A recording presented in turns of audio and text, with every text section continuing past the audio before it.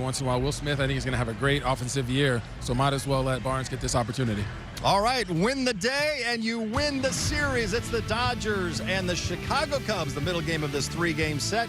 Let's send it upstairs. Joe and EK, gentlemen, take it away. All right, John, come on inside Dodger Stadium on a perfect night for baseball. The Dodgers and Cubs, the middle game in this three-game series. They try to remain perfect against the Cubs, and they try to remain perfect at Dodger Stadium this year, off to a 7-0 start after they pitched their first shutout of the year in a 3-0 win in Game 1 last night. Welcome inside. Hope you're having a great Saturday. Joe Davis, Eric Karros, Kirsten Watson joins us in just a moment. Really well-rounded game for the Dodgers last night. One big swing from Tommy Edman. One great game pitched by Yoshinobu Yamamoto. Yeah, Yamamoto was dynamic last night. He kept the Cubs off balance. Obviously, the splitter, electric, the fastball, paralyzed hitters. He's one of those guys that you can't just sit on one of the other pitch because they're both deadly, and he was dynamic last night. Tommy Edman, I mean, what can you say about him? Thank goodness he does have a bobblehead coming up because he absolutely deserves one. The major league leader in home runs with 6. Turns out that was already on the calendar, huh? It was. I like where your head was at, though. Hey, we can't forget about the bullpen. The 6 scoreless innings from Yamamoto, but Kirsten, the bullpen just keeps on doing it. Joe, the bullpen has been excellent last night. They were perfect in their 3 innings of work. As a group, they have a 2.15 ERA. And if you look at their last 3 games, they have not allowed a run in each of them. Dave Roberts said that this group, they have been probably the best part of the club to start the season. They've been extremely consistent. Whenever they've had to step in for the starters or pick them up, they've been excellent and they've been available. That has been the key. When you talk to the players, or I should say the dogs of the bullpen, their mindset is it's one pitch at a time, throw strikes, and just attack the hitters, guys. Sounds like good advice for the guy starting tonight. It's going to be Hiroki Sasaki. Made strides his last time out in Philly. Well, we're looking at him to continue to climb that ladder to get to the top. He's getting better and better. His last start against Philly, he threw extremely well. You see the start against the Cubs in Tokyo, 3 innings pitched. He had the 5 walks. The last start, though, only 2 walks.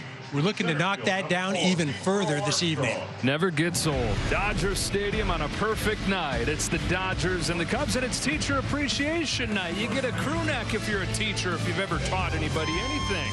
And you got a ticket to the game. Hey, we got first pitch coming up.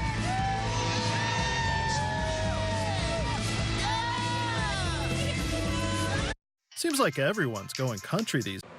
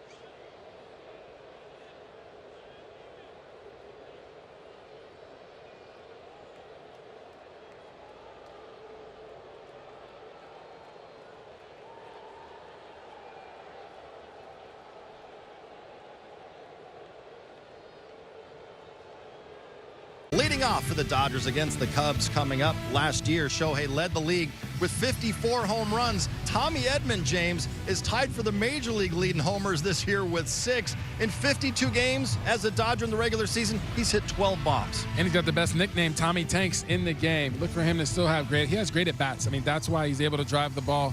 And it just seemed like that's going to continue throughout the whole year. I think we have another 50-50 guy in the making, guys. That's what we have. We had one last year, now it's Tommy Tanks. Hey, listen, we were talking about earlier. Complete ball player. He's just looking to hit line drives. It goes out.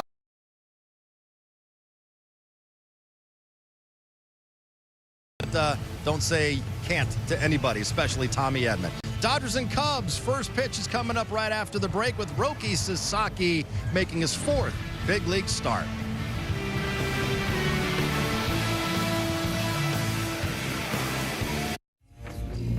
Where do you find the soul of BMW? It's not just a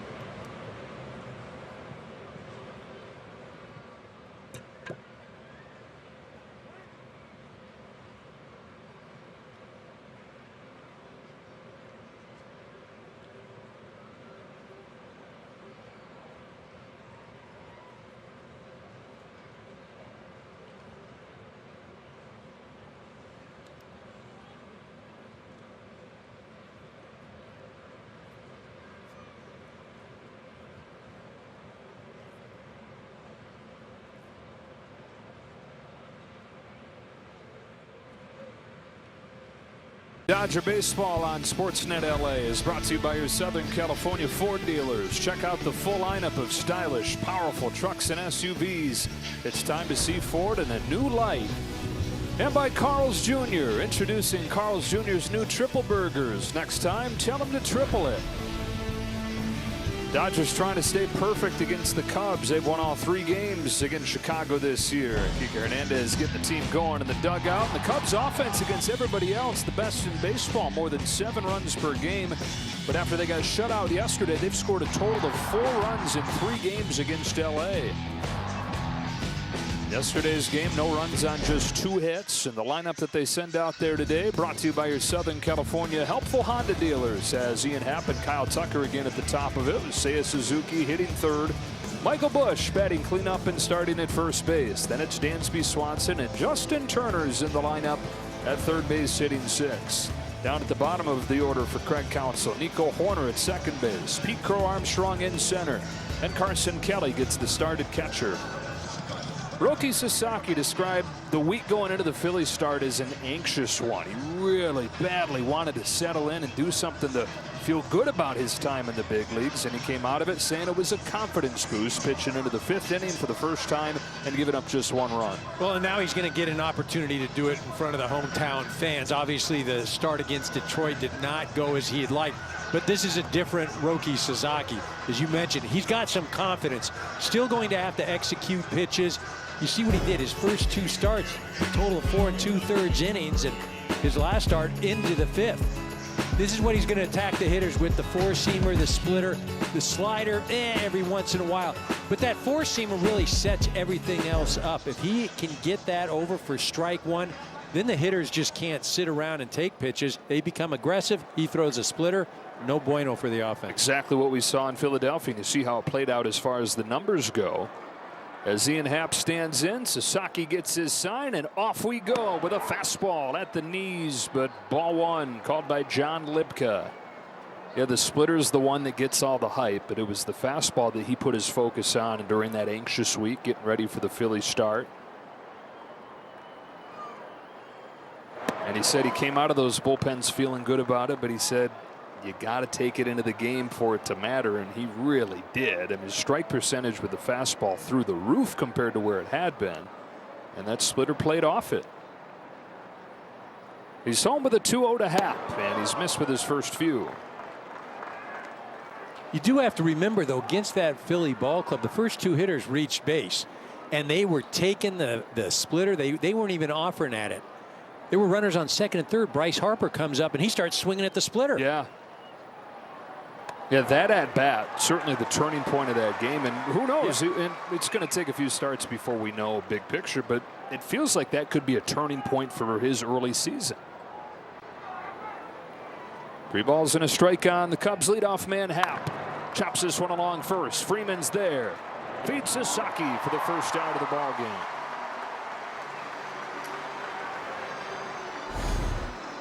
Freddie not missing a beat at all, showing that nimble ability, moving over there. Ankle showing no effects.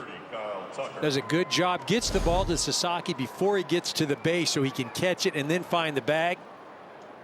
Freddie looking good.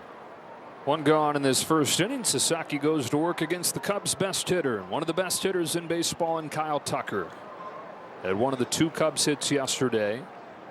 His major league leading 12th extra base hit. He's also leading the league in runs batted in, leading the league in runs scored.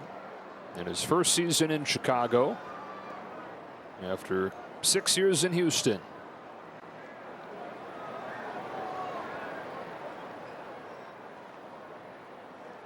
Sasaki's faced these Cubs once. In fact, his major league debut came against Chicago, and that's where the walk issues first popped up. He walked 5 over 3 innings. And on paper, it's not a good matchup for him because this is a very disciplined Cubs lineup that has the #1 walk rate in baseball so far. Stroke to center field. Pages on the run to make the catch. Hit it on the screws, but Pages able to track it down, and 2 away in the first.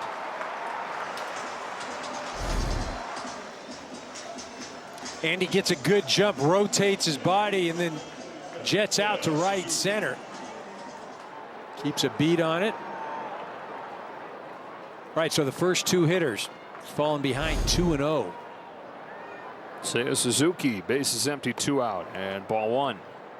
So first pitch strike, he's gone first pitch ball, 1 shy of how many times he did it over his full outing in Philadelphia. He was 13 out of 17 first pitch strike. Bouncing ball to short. Mookie Betts is there, and it's a 1-2-3 inning on 10 pitches, even though he fell behind the first few guys.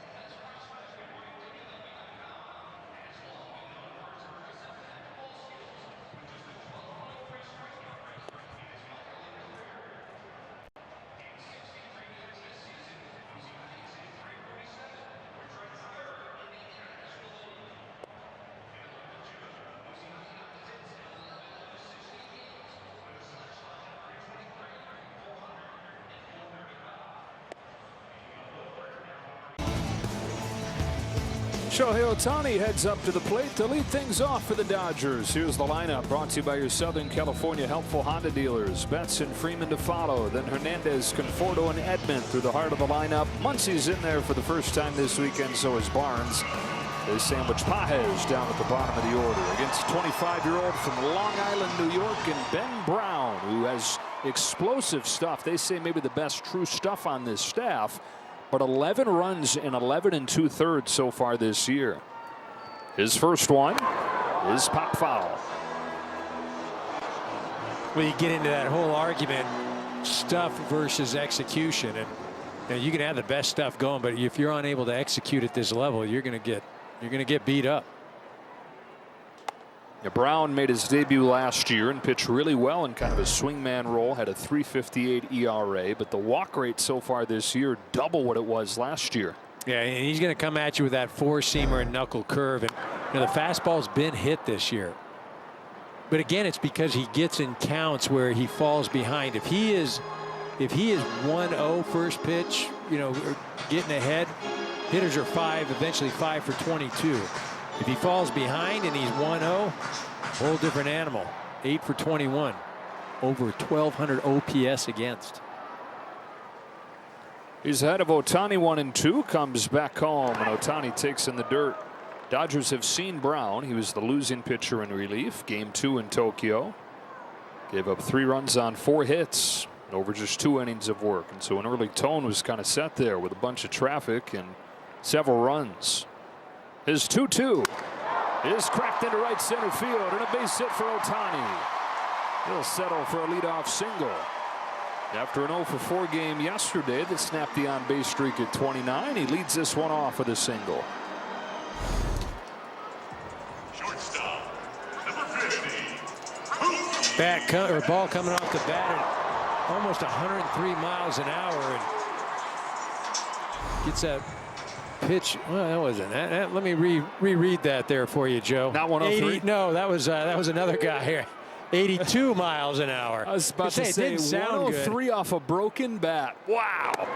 Strike one on Mookie Betts. Well, if there's anybody that can do it, it would be. That's why I was Mr. Ohtani. Right? Yeah. Betts did it again yesterday. 6th consecutive game where he found his way aboard twice. Had a single and a walk. On this 0-1 from Brown, he leaves it upstairs. Average at 311, OPS above 900. Right around where it always is for the perennial all-star, former MVP.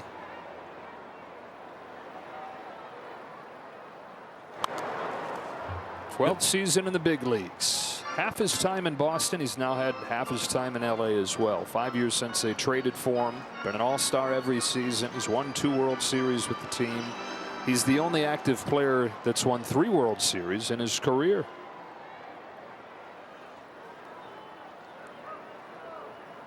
The 1-2 to him is golf to left field. Over goes Happ with room.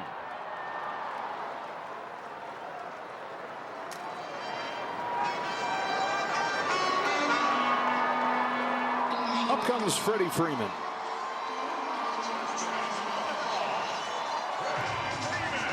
First game back last night. First game in a couple weeks. Let that ankle recover.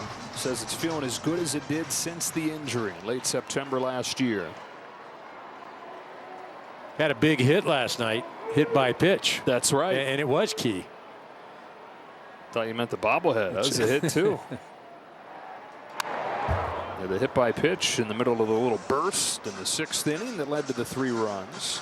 Yeah, you've got the swing that's going to get the headlines and that everybody's going to talk about from Tommy Edman, but him getting let off of the hook, getting hit by the pitch with 2 strikes. Tasker Hernandez with a base hit with 2 strikes right before that.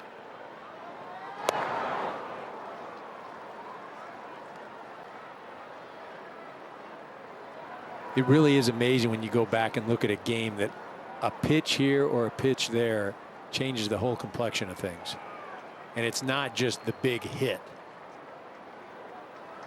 There goes Ohtani. Pitches high. Throw from Kelly. Not in time on a stolen base.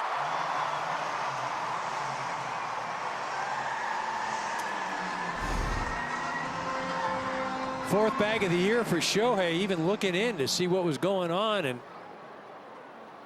You know, I did not think he was going to run as often this year. I just didn't. After the 59 stolen bases last year, he's into scoring position. Brown to Freeman with the 1-2. And a bouncer foul. We'll see as he continues to ramp up the pitching. Still no timeline on that. Taking his time. No reason for him to rush back. Somebody with the Cubs asked me today, so when is he going to be back? And I said October. Right, is the idea, and however long it takes to get him ready for that. Freeman hits it hard, and the son, Tucker, shading his eyes, makes the grab.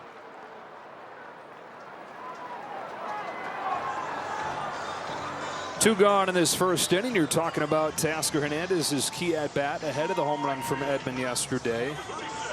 Take us inside. Well, so they had just retired Mookie Betts, and then they get ahead of Teoscar 0-2. And you know, you're one pitch away, you're feeling pretty good about it. But then Teo continues to battle, then ends up getting a base hit. Again, it seems innocuous, harmless at the time, but then Freddie gets hit. And then Mr. Edman, he does the hit. You're touching on what I think is one of the great beauties of baseball, peeling back the layers of a game and the layers of a season. There's just so many. You can go however shallow or however deep you want to go looking into a game. Just look at the headline, just glance at the box score, or you can look deeper than that and find the way you got to the headlines. That man right there feels like he impacts every single game he plays, and it's not always noticeable. A lot of times he's the one leading to the headline. Correct. Yep. Little high, ball one on Hernandez. Although a lot of time lately he has been the headline, right? That's true. It's your major league leading home run hitter right there. A pretty darn good list of guys who you don't bat an eye at. And there's Tommy. He even said after the game yesterday, I think somebody told him the leaderboard, which has Trout and Judge and Schwarber. He said it's a lot of guys that look a lot alike, and then there's me.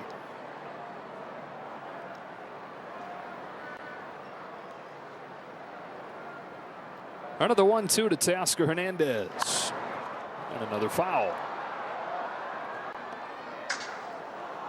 With the base hit yesterday, Hernandez a little 5-game hitting streak going where his average is above 400. 3 home runs in that time, 8 runs batted in. More than half his RBIs this year have come with 2 out.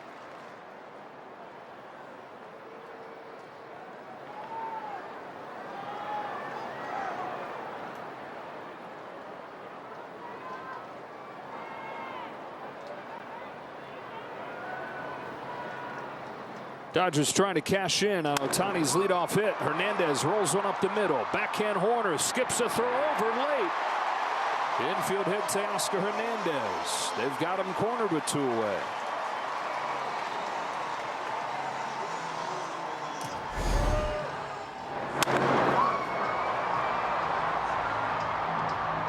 Horner does a nice job of trying to get rid of it quick, but almost feel like when he throws it into the ground, it kind of just slows up. It doesn't have that skipping effect.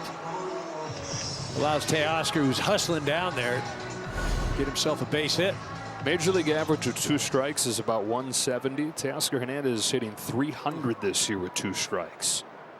Keeps the inning going for Michael Conforto. First and third, 2 out. First pitch from Brown is inside, ball 1. Conforto is happy to be off of the road. It was a rough trip for him. A 1 for 19. He comes back to Dodger Stadium, gets a hit and a walk against his old college teammate Matthew Boyd. Trying to get the Dodgers on the board here in the first inning. He's ahead 2-0.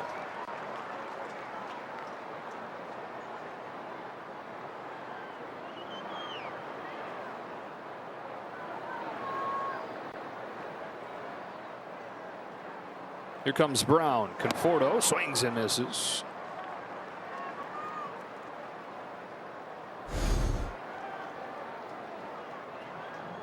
Conforto just selling out on that pitch, 2-0, guessing that it's going to be something hard.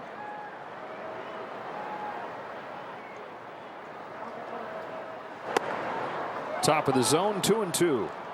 A little easier to do that when you can be pretty sure it's going to be 1 of 2 pitches. Fastball, that breaking pitch, occasional change you were talking about.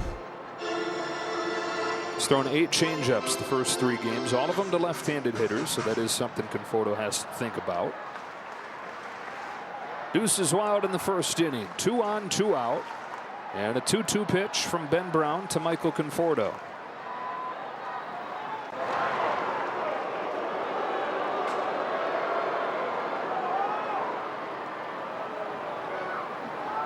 Chance for the Dodgers to do a couple things they've not done often. That is get runners in traditionally, passing the baton, stringing at-bats together, and strike early. On 2-2, Conforto takes a curve for strike 3 on the inside corner.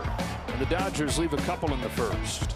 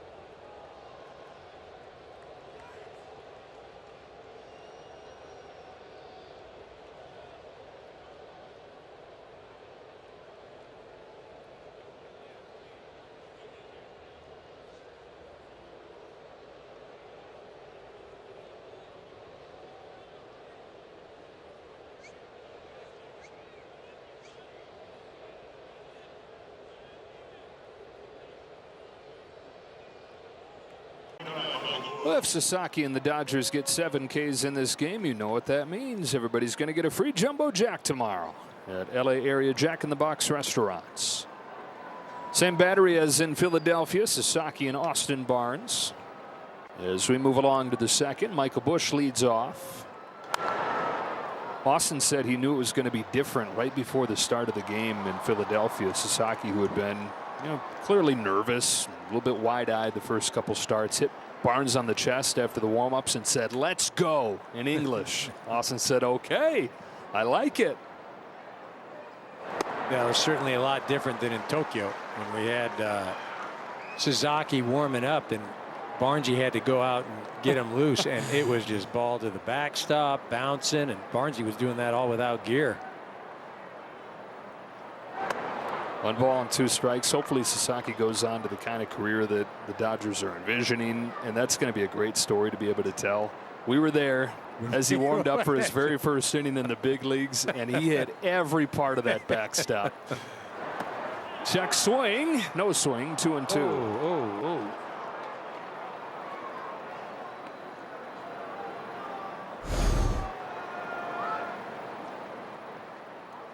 All right.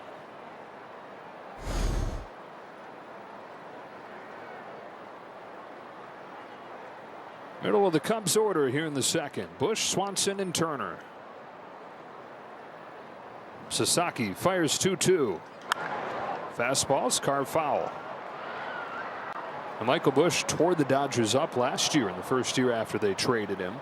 So far this year against LA, he's 0 for 9. 6 Ks, including all 3 times that he was up last night. Saying, I got to deal with another guy that's got a splitter. Gave him fits last night. Yamamoto. Well, good job by Barnesy because he was rushing up against the clock right there, and you just didn't want to get him in a 3-2 count. So good awareness by Austin back there.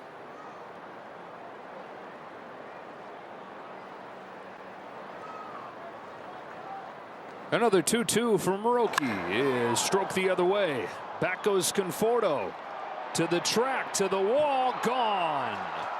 Michael Busch, opposite field home run.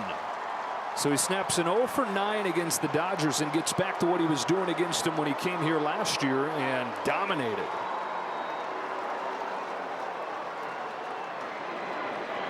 Roki tried to sneak a fastball by him, 98 miles an hour, up in the zone too, but out over the plate. That allowed Bushy to get to it.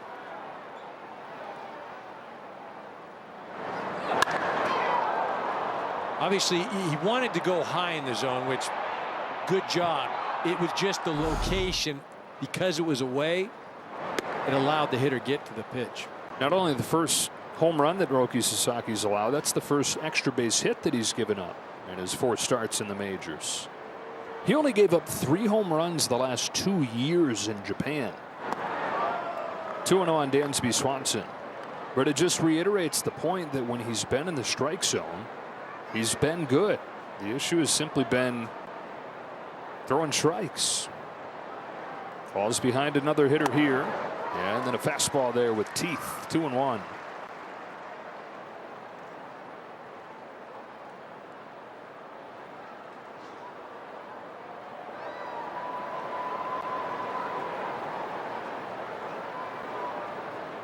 Cubs shortstop was 0 for 3 in yesterday's game. Kind of the first piece of the foundation of this new Cubs era, transitioning them from that old group that won the championship in 2016 to this next era. 83 and 79 both seasons that he's been there, but he's feeling healthy again, says he's having fun again. Last year numbers weren't good, and turns out he was playing with a core injury most of the year that had been bothering him for a long time. Didn't really tell anybody the severity of it until after the season when he had surgery. And he's been hitting the ball harder than ever since getting healthy at the start of this season. I mean, he's so key for this ball club. They're looking for him to have the type of season that he had in Atlanta a few years ago, especially that first half. Craig Counsell, former roommate of mine in spring training when he was with the Dodgers. Oh, nasty. Splitter often looks like a breaking pitch. Gets him his first K. You look at the downward action on that. Again, didn't have a lot of horizontal movement, but the drop on that. Good hand here for Justin Turner.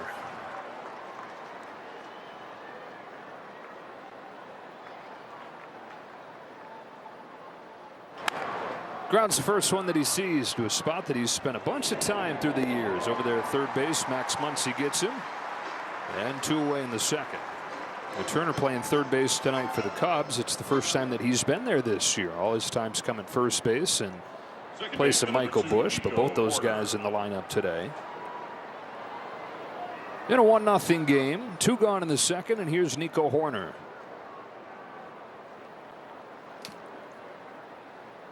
Second baseman for the Cubs takes strike 1, and that was a first pitch slider.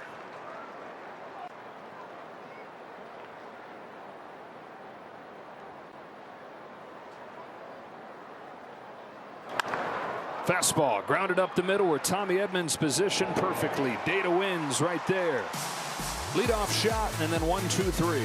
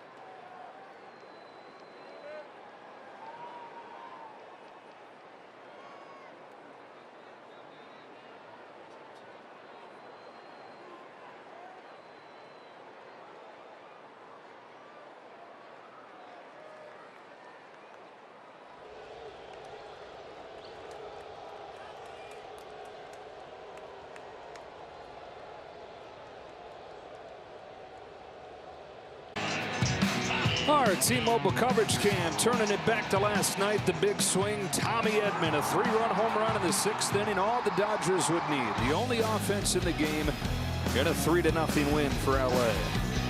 6 games against the Cubs for Tommy Edman since coming to the Dodgers. 6 home runs.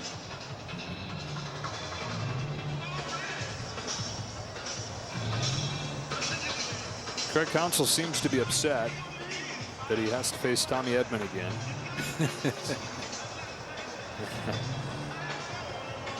And out there talking with Ben Brown.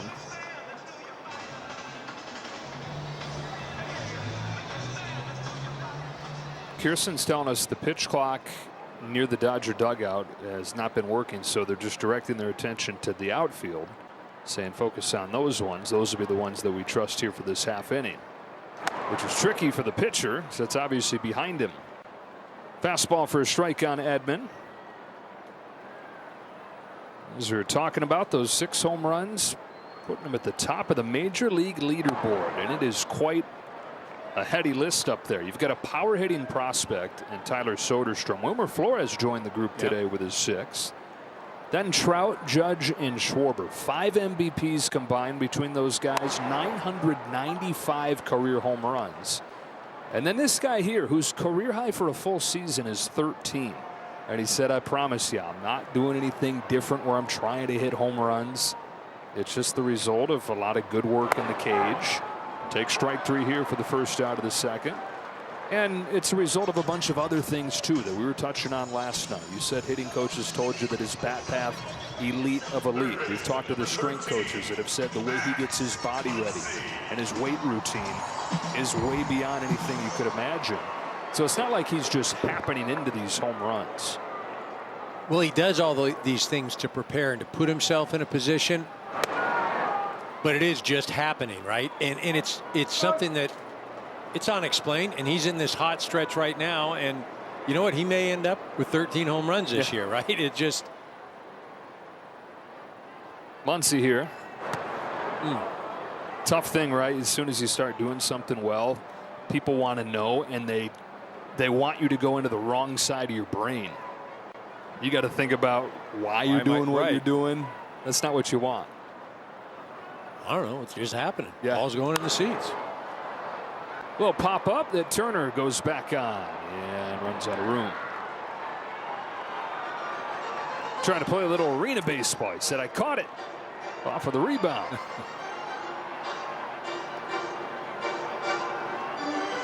Justin, 40 years old now. He's the 2nd oldest hitter in baseball.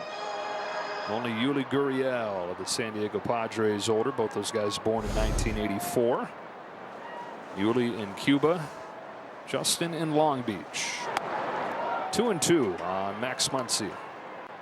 Long Beach to Mayfair High School to Cal State Fullerton to 17 seasons in the major leagues, more than half of that with his hometown team. Back-to-back Ks to open this inning for Brown.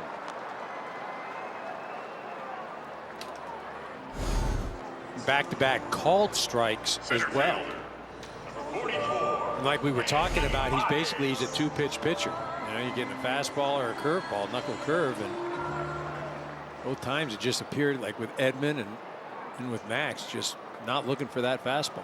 Go back to the last out of the 1st. That's 3 straight strikeouts looking for Brown, and now goes to work against Andy Pages. Chops the first one foul. A little more aggression from Pages, which has been the message lately as he tries to kind of, as Dave Roberts puts it, calibrate to his role hitting at the bottom of the lineup, something that he's not really used to doing. But he thinks that he's gone too far overboard trying to play that role. Pushes this ground ball to second. Horner will scrape it off of the deck. We'll talk more about Pages next time he comes up. We're through at 2 at Dodger Stadium. Cubs by a run. Hey, Dodger fans.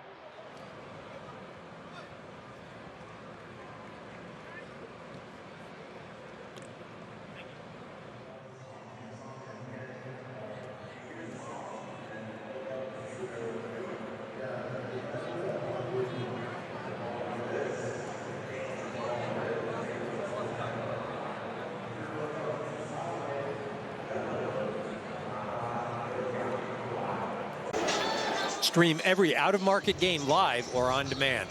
Plus, stream MLB Network 24/7 for the entire season. Blackout and other restrictions apply. Visit MLB.tv for details. Max Muncy pinches in on the grass at third as Pete Crow Armstrong and all his speed comes up to the plate to start this inning. Fouls back the first pitch from Sasaki. PCA, as they call him, 0 for 3 in the first game of this series. Hitting .200. You're in his second full major league season. 0-2 as Sasaki gets ahead here. Well, you fall behind 0-2, you basically earn yourself a splitter. Right. Make your own bed. Popped out of his hand, though. That's one of the things Austin Barnes is talking about. He said that splitty is a crazy pitch, but again, he's got to get ahead for it to matter. And finally did against the Phillies. They went 0 for 6 against it with 4 strikeouts after he had only gotten 1 out on the splitter over his first 3 games. Or his first 2 games. Hadn't used it much today, first couple innings. Mostly fastball. Back to a fastball here, hit straight up there into shallow left field. On comes Conforto, and Crow Armstrong's the first out of the third.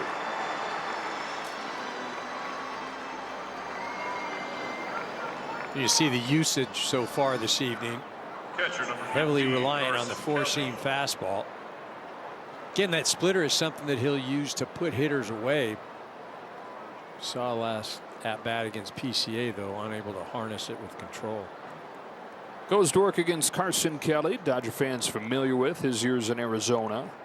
Now in his 10th year, first one with the Cubs. And you talk about making an impression. In his 3rd game with his new team, hit for the cycle. Came up needing a triple, and he's thinking to himself, this would be great, but I've been in the big leagues for 10 years and I have 2 of them. Well, he gets a triple and gets the cycle. The first one for the Cubs since the year before he was born. Mark Grace, 1993. On a 2-0 from Sasaki, watches a fastball miss low. Grew up a Cubs fan. He was born in Chicago. Generations of Cubs fans on his dad's side of the family. They had to get rid of all the Cubs gear when he got drafted by the Cardinals. Happily going shopping. Restocking the Cubs closet.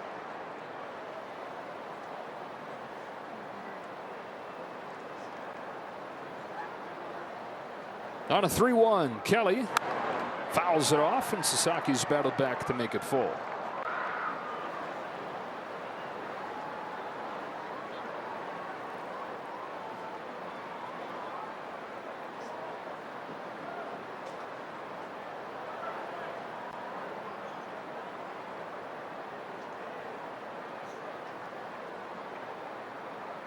Three balls, 2 strikes on the 9-hitter. Sasaki fires. Another foul ball. Sasaki does have some life on the fastball tonight. That's 2 hitters counts right there that Kelly was late on. 3-1 and 3-2, just sitting on that fastball, but not getting the bat head out. Sticks with it, misses wide, and the 9-hitter's got a walk. So that's the first one issued by Sasaki. We get a word from Jack in the Box. My Nashville hot popcorn chicken. So much deliciousness starting at $6.99. Welcome to Jack in the Box. Second look at Sasaki for the Cubs. Here's Ian Happ.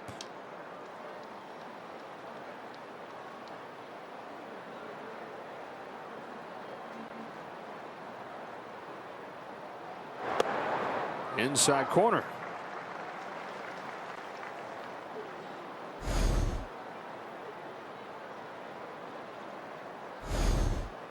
Not necessarily where he wanted it, but the result that he likes. Splitter taken low.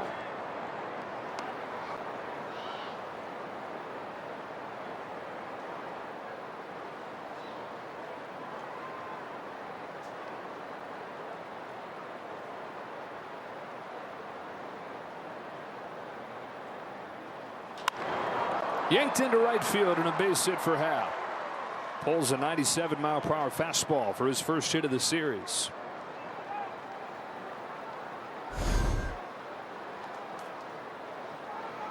Cubs have been sitting on that pitch, which is absolutely the right game plan. I mean, there's no way that you can try and protect against both pitches, and there's no reason to offer at the splitter, especially when Sasaki hasn't proven that he can throw it in zone yet. Only one swing, to your point, on a pitch other than a fastball. Yeah. Kyle Tucker smoked it his first time, but a good play in center field by Pages took a hit away.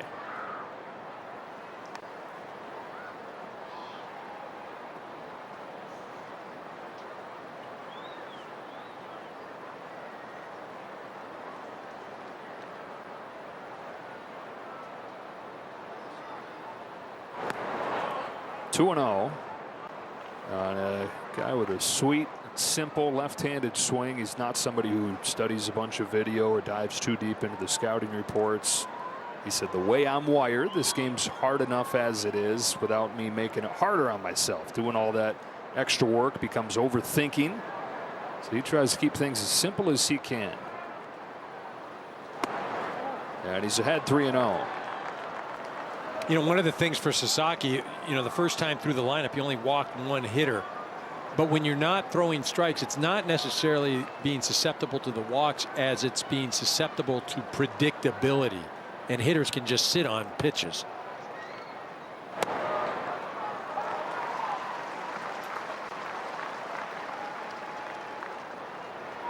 I mean, Tucker right here, I mean, it's obvious you're going to sell out for a fastball. And if it's not a fastball, just spit on it. I don't see him being late on this pitch. Fastball misses away. Bases loaded with 3 consecutive base runners here. And here comes Mark Prior. Mark was saying he used to make mound visits, all these thoughts bubbling through his head like, oh, I'm angry and I got all this, and then it would just kind of be just word explosion out there without much direction. But last year he started trying to make a bulleted list in his head as he walks out to the mound, so it's succinct. It's this, it's this, it's this. Because Mark can talk. Mark gets going. A lot of times we don't know where it's going to end. He's going to go and it's going to be a great conversation, but in these mound visits he wants to have his message succinct. Well, and it's not only him being succinct, but it allows the pitcher to just focus on 1 or 2 things. Because if you get out there and say, hey, like, what are you feeling here? What are you doing here? We got this is, and as a pitcher, you're already in trouble, and all it sounds like that Charlie Brown. Wah, wah, wah, wah, wah, wah. Right. Right. But if you go out there, look, we're going to go away with this guy, first pitch fastball, then you're going to go with the splitter. We got him. Okay, that's a plan. That's something I can do and something I can execute. Big spot early in this game. Bases loaded for Suzuki, who takes ball 1. Suzuki was the first strikeout victim of Sasaki's career in Japan. But he is as hot as any hitter in the world right now. .571 average his last 4 games. Nowhere to put him here in the 3rd. Line drive caught by Tommy Edman. Go ahead, say it again. Data wins. There you go.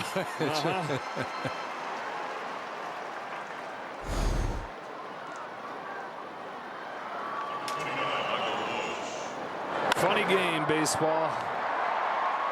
You do everything right and you fail. And so it's up to Bush.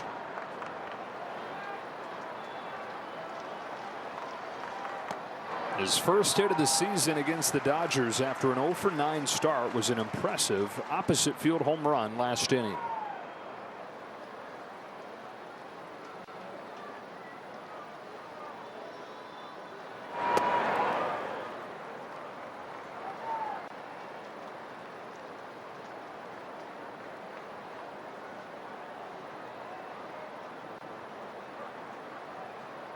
Kelly at 3rd, Happ at 2nd, Tucker at 1st. 1-1. Outside ball 2. Last 5 games at Dodger Stadium for Michael Busch going back to last year. 2 home runs, 2 doubles, 5 knocked in. Bringing a little something extra to the team that traded him. Hammers this ball in the air to center field. Pages to the track, to the wall. He makes the grab.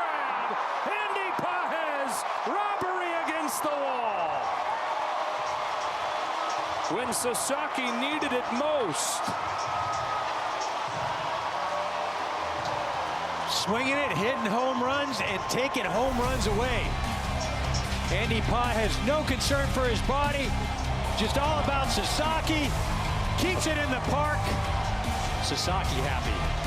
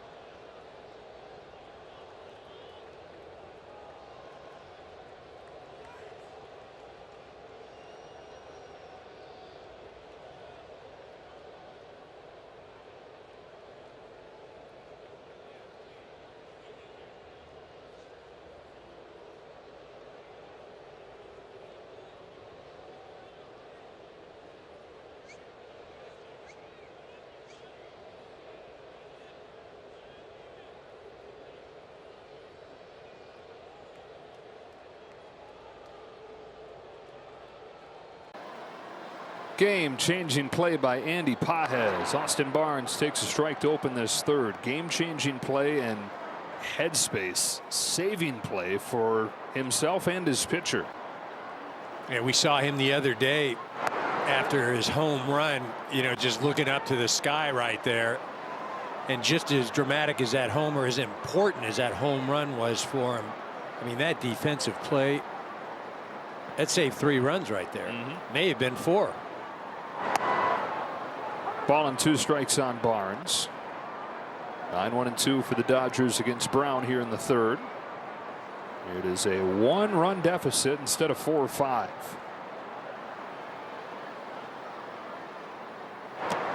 The chase and strike 3, and that's 4 Ks the last 5 hitters for Brown.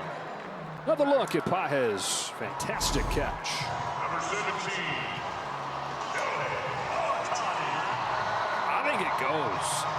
Might hit the top of the wall, but I think it goes. And you hate to make too much out of one play, but think about where Sasaki is in his career. It's still a fragile place mentally.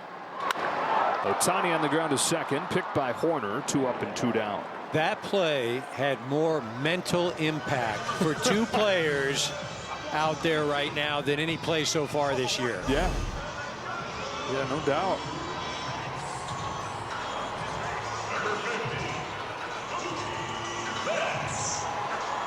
Just simply on the numbers, too. You look at the line for Sasaki. There's so few innings so far. Strike on Betts.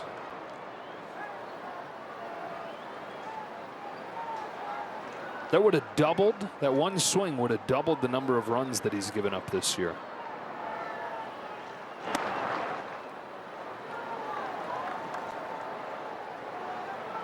I will say this, Sasaki has got himself into some trouble this year and has performed like a magician in getting out. I mean, we saw the first game in Tokyo that he could have just absolutely gone south, and he was able to escape. The game against the Phillies, you know, the first 2 hitters get on and gets Harper. That could have been a big inning, only allowed 1 run that inning. Here,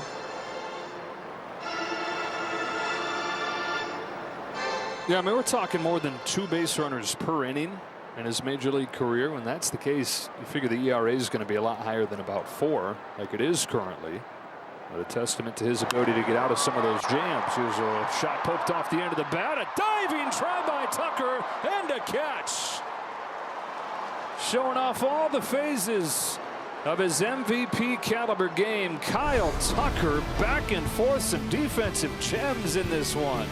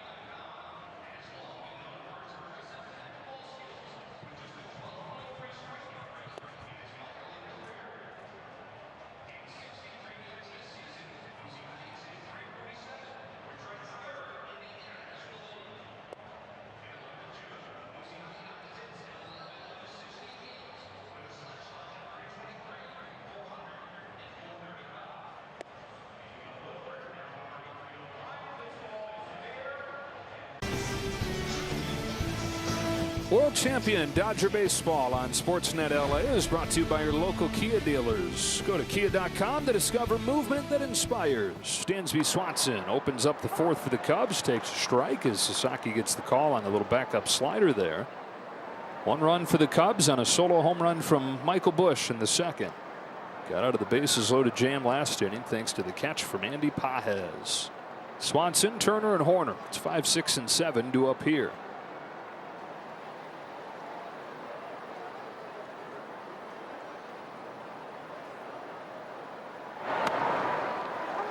Then the splitter lands on the inside corner.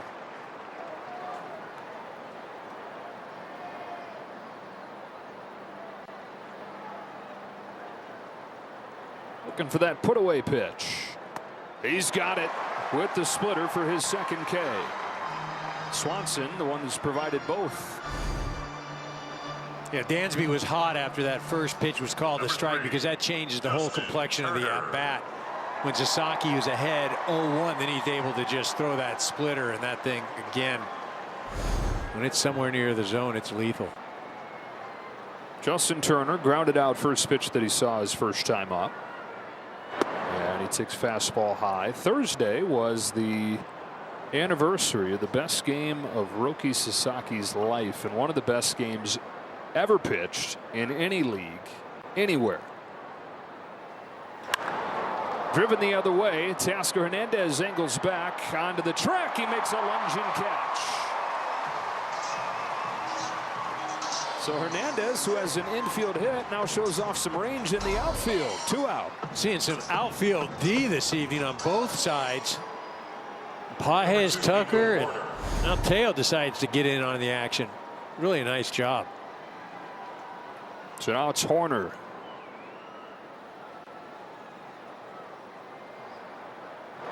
April 10th, 3 years ago, Sasaki was 20 years old.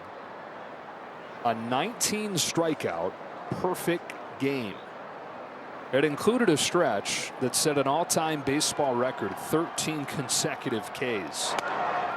And what did he do for an encore? 8 perfect innings before his manager removed him, having set a pro baseball record, 52 consecutive hitters retired. It was the first perfect game in Japan in 28 years. And you think, well, man, as a 20-year-old, how did he have the nerves to get through that? Maybe he had a veteran catcher to guide him. His catcher was 18. Ground ball to short, Mookie Betts. 3 years after the perfect game, got a perfect fourth inning right here. 1-0 game to the bottom of the fourth.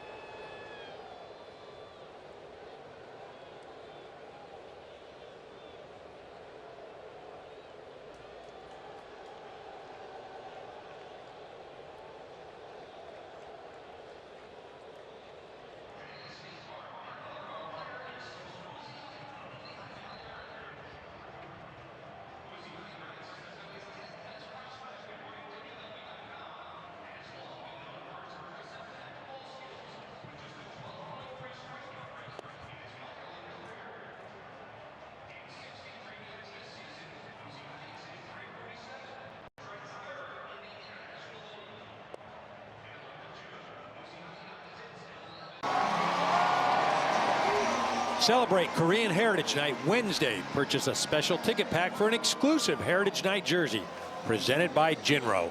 Visit Dodgers.com/promotions.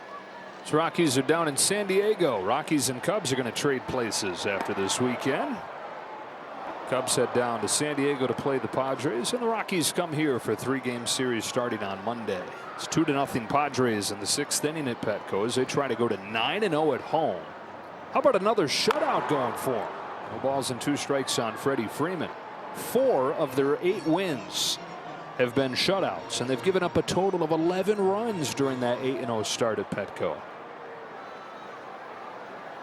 3 teams in the major leagues, 10 wins coming into today, all 3 in the National League West. It's the first time in the divisional era back to 1969 that's been the case. 3 teams in the big leagues with 10 wins, all in the same division. Giants, the other team, split the first 2 games against the Yankees. They're 10-4. Freeman's down swinging, 1 away in the 4th. How about Ben Brown? Now 5 Ks. Dodgers had 2 singles, first 4 hitters of the game, but he's mowing them down since. Yeah, and those 2 singles, a broken bat single and an infield single. So it's not like they're hitting the ball hard or really having any type of early success against Brown. That infield single is courtesy of this guy right here in Teoscar Hernandez. Showing off a part of his game that isn't talked about enough. It gets covered up by the home runs and by the clutch hitting, but he's in the 85th percentile in sprint speed. Maybe it's the shoes. Fast color.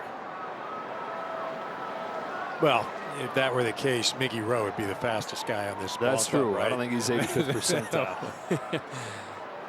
No, love you. He's got a shoe collection, boy. 99th percentile shoe collection. Right.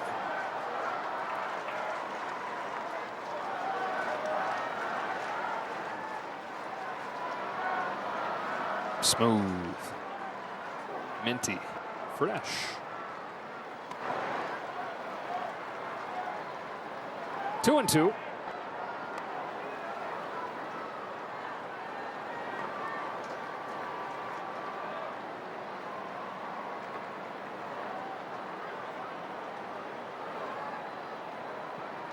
Browns 2-2. Hernandez grounds one through the left side. It's another 2-strike hit for Teoscar. It is so much more than just the power. Number 23. Gets a knuckle curve, backs up just a little bit. Still not bad location as far as being down in the zone. Hits it hard enough to get by JT over at third. Led the team in infield hits last year, furthering that point about the speed. And another 2-strike hit for him here. He's above 300 on the year with 2 strikes. Conforto, strikeout looking his first time. Hit and walk yesterday.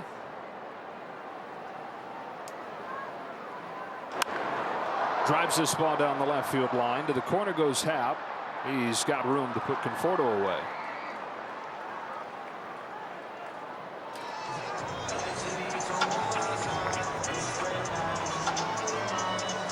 Two outs and Tommy Edman.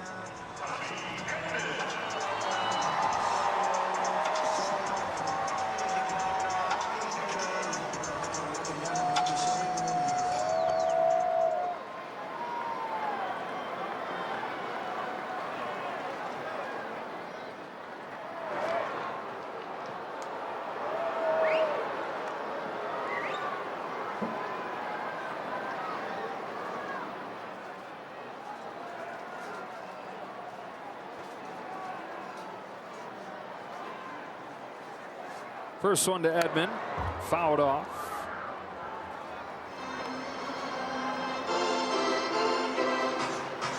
Talk about the home run increase for Edman, just simply in how well he's impacting the ball. Huge jump from last year. His average exit velocity 5 miles per hour higher than it was last year. 3 miles per hour higher than it's ever been. Last year you could chalk it up to, well, he hadn't played in about a year. Just kind of by the time he got his season off of the ground, the season was coming to a close. But he's a good hitter for years in St. Louis, and it was never close to what he's done so far this year. All the parts syncing up.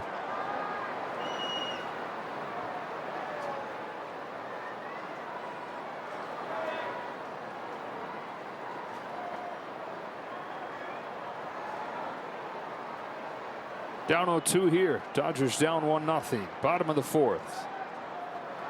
Browns 0-2 to Edman. Fouled off.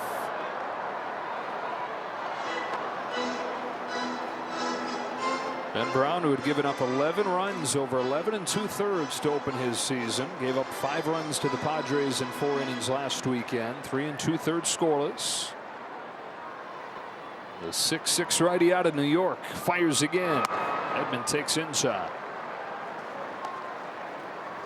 He was a 33rd round draft pick for the Philadelphia Phillies. He got sick before his senior season in high school and lost weight that he didn't have to lose.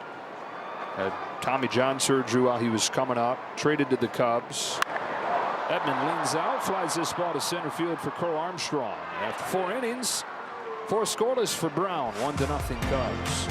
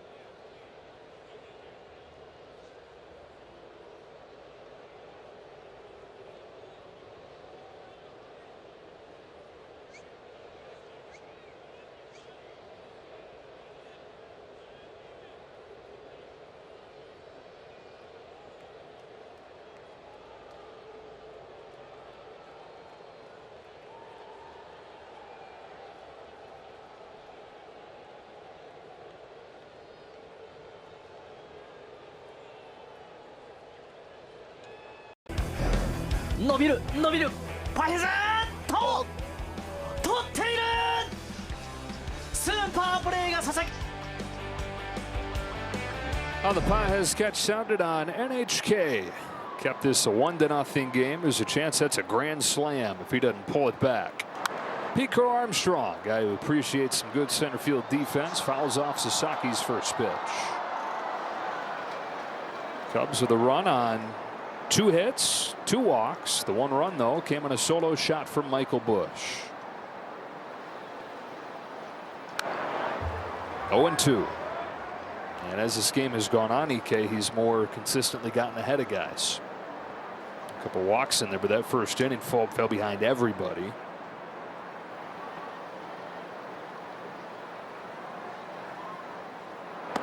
And then finishes him off as the slider dances in there.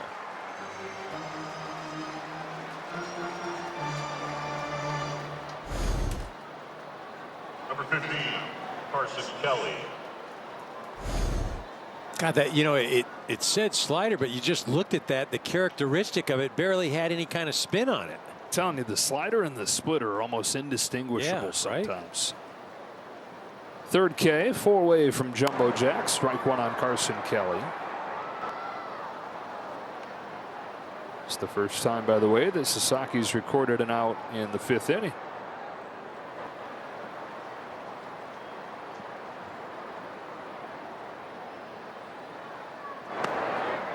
Went around, and it's 0-2. Back-to-back hitters that he gets ahead of 0-2.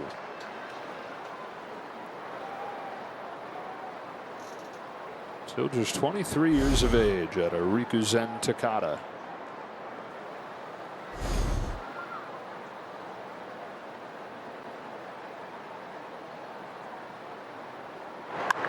Up the middle. Skips by Tommy Edman. It's going to be a tough play with that ball getting up on him. And Kelly's been on both times out of the 9 spot.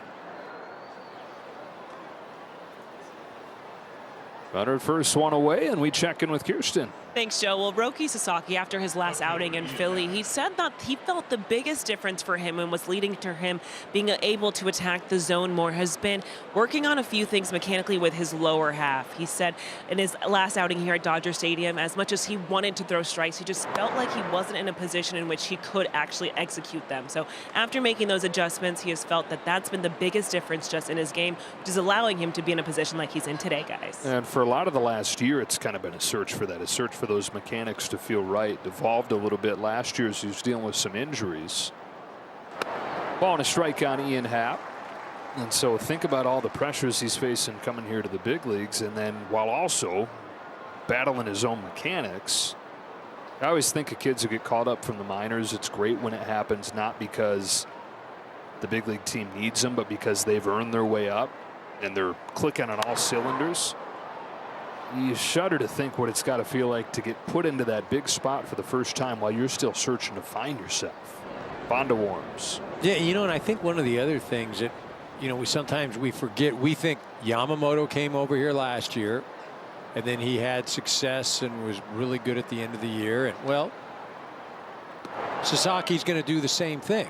You know, Sasaki may have some hiccups, but you have to remember Yamamoto is an experienced pitcher. Yamamoto, again, he is the highest paid pitcher in Major League Baseball. It's not just some young kid coming over. This guy is elite of elite.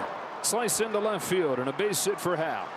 And Sasaki is he's making his way over. This is a youngster that, you know, he hasn't even built the resume yet, whether it was in Japan or obviously not here yet.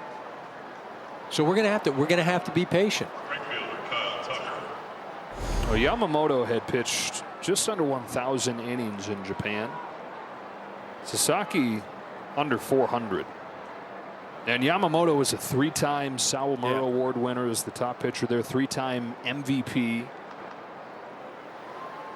Tucker, first and second, 1 away, fouls it off. And so it's a bit of a lazy comparison to make. Just really the only comparison is that they both came from Japan. Right. I think that where we fall into a trap, there's certainly a lot of expectations and hype, right? You know, we fall into that. Filthy.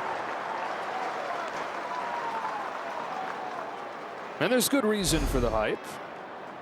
You see the stuff is filthy. He's done it on the international stage. He's flashed it. We talked about the perfect game that he threw. There have been plenty of explosive flashes to earn the hype. But there was more substance to the resume that brought Yamamoto here. And that's why, to your point, he signed the biggest contract ever for a pitcher. And that's why Sasaki's here on essentially a minor league deal with a big posting fee. I mean, he's basically a high draft pick. That's what he is. He's a high college draft pick. That's what the Dodgers paid for. Ahead of Tucker, 0-2. Pop up. Muncy in foul ground is there. 2 out.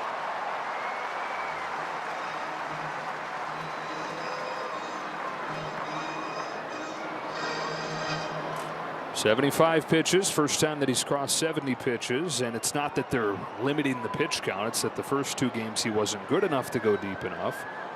Last game, Dave Roberts sitting there thinking, okay, he's finally got something to feel good about. Let's get him out before it gets out of hand. And here, looks like giving a shot to get through 5. Hitters number 9, Miguel Amaya. Pryor's out for a visit as Miguel Amaya goes up as a pinch hitter. This is interesting. You got to worry about Seiya Suzuki if you're a Cubs fan. The DH getting pinch hit for in a key spot here.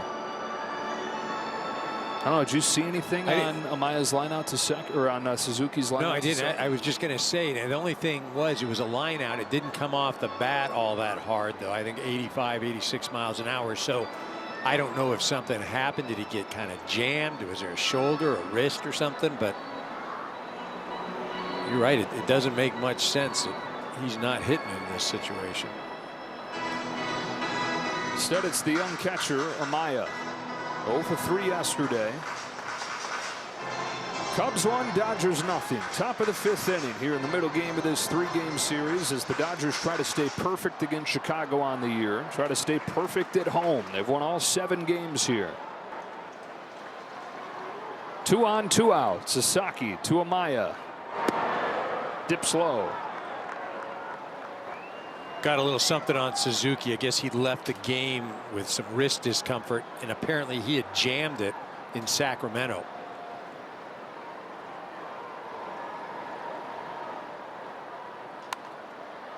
In on him with a fastball.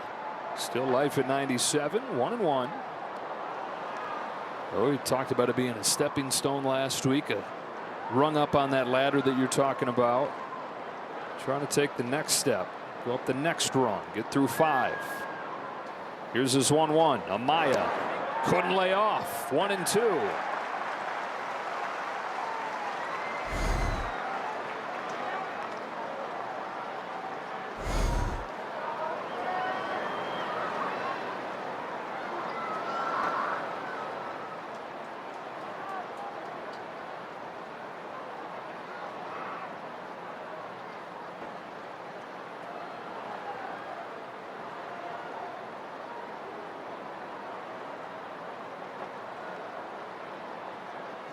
Sasaki shakes to get to this.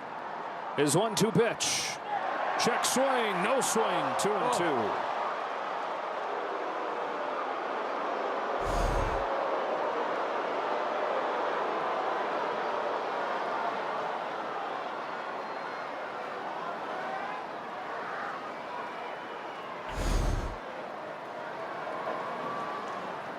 He'll try it again. And again.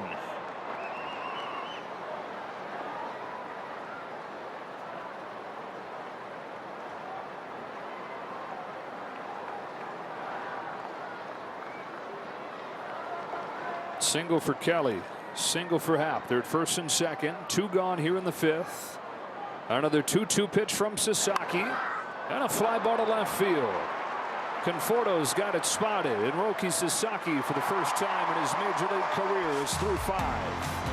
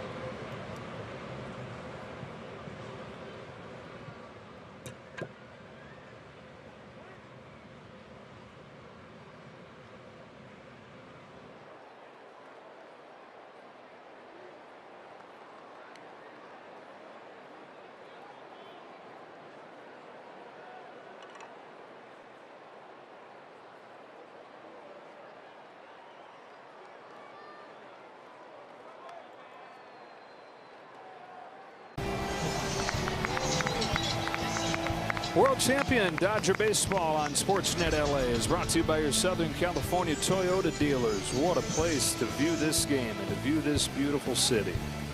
Stan Gabriel's off in the distance. Michael Busch's home run accounting for the scoring in this game. Similar to last night, it's one swing proving to be the difference. Last night it was Tommy Edman. So far tonight, Michael Busch. Bottom of the Dodge order trying to solve Ben Brown. Muncy leading off. Fouling it off. Brown has 5 Ks. Dodgers have 3 singles against him. Guy that's gone from 33rd round draft pick.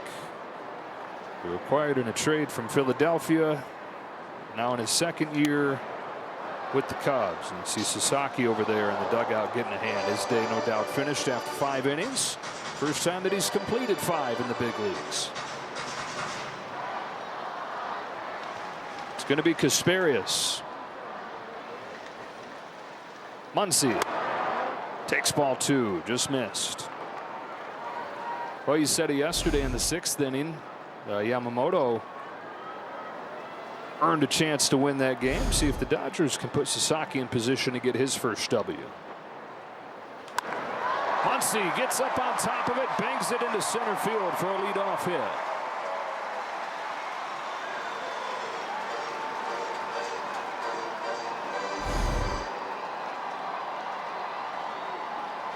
Good for Max. He's felt like he's been drifting a little too much towards the ball. When he does that, he runs into trouble. That's why sometimes you see him employ that little back step, tries to keep him behind the ball, and if he can harness that, he becomes lethal. Tying on the board. Pages up. 1 ball, no strikes. Pages 0 for 4 in this series after getting the bat going in D.C. But he has made his impact in this game. His plus minus is way up there. Yeah, right. Robbing a grand slam. I mean, essentially, that's a 4 RBI. Right. As good as hitting one. Defense, it really is.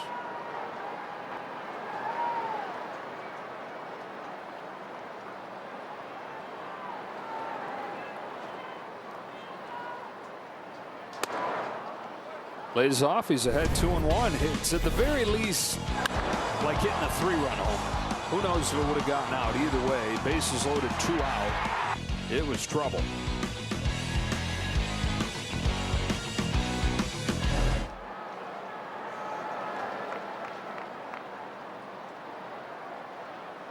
On this 2-1, Pages waits on a breaker, sends it in the air to center field for Crow Armstrong. Pause for a moment. That time of night where it can be tough to pick the ball off of the bat. Once he found it, no problem getting there.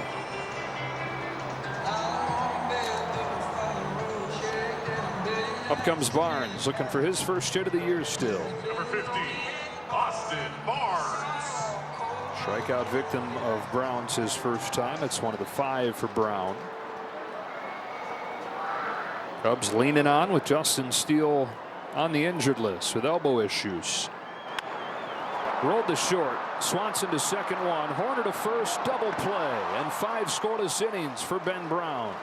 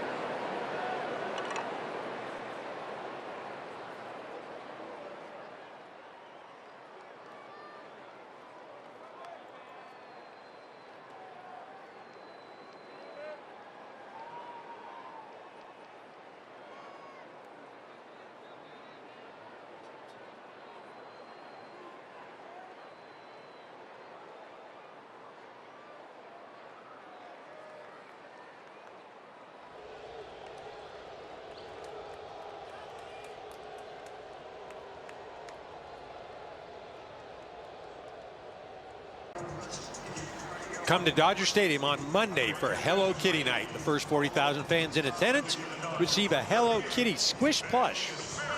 Visit Dodgers.com/promotions.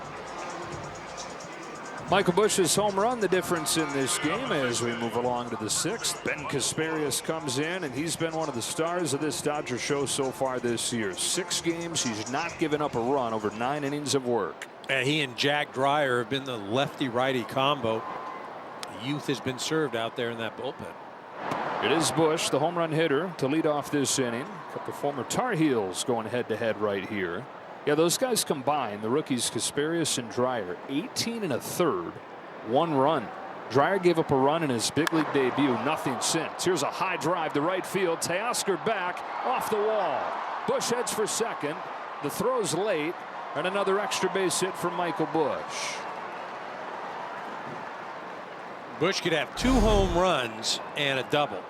Remember, we saw Andy Paez make the play of the year so far, robbing him of what looked like a grand slam. This had a little topspin on it.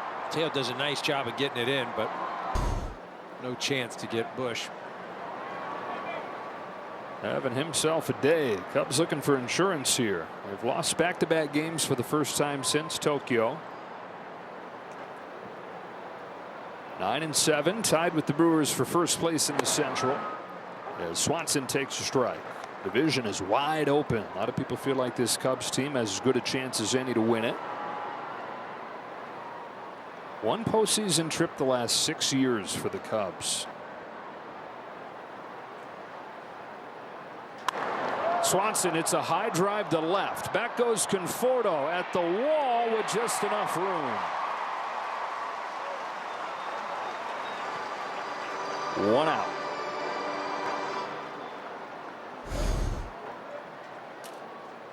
That pitch is in off the plate, up and in, and probably about 3 or 4 balls off the plate.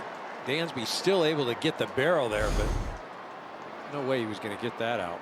I've not seen much contact like that, though, against Kasparias so far this year. Bullet off of the bat of Busch for the double, and a long drive right there.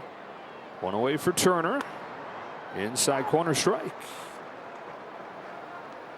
Turner's 0 for 2.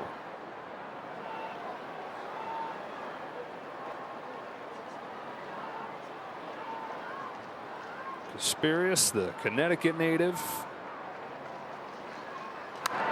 2-way stud in high school for the Staples High School Wreckers.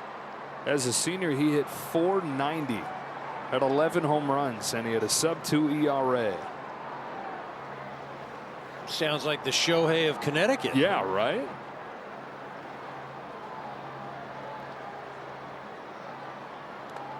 Good pick by Barnes. Keeps Busch at second. Could have gone anywhere he wanted, really. Chose North Carolina and went as a 2-way guy. Hit above 300 as a freshman. But he had a 1.69 ERA, so they said, okay, let's go ahead and focus on that.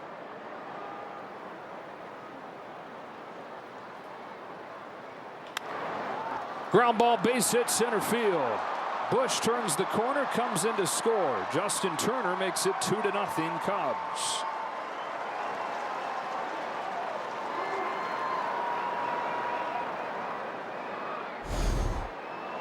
Slider that just didn't really have much bite, kind of hung up in the zone. Just able to get it by Mookie.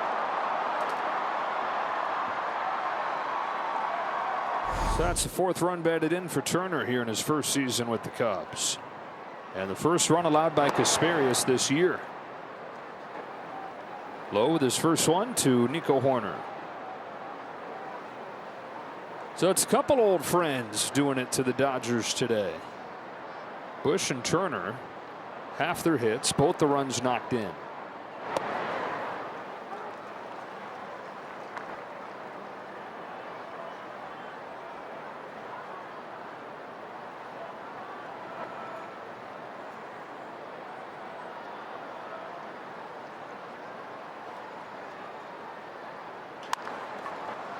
Softly hit.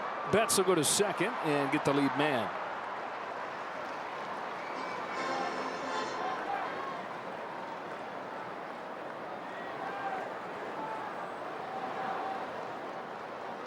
2 gone in the 6th. Then up comes Crow Armstrong.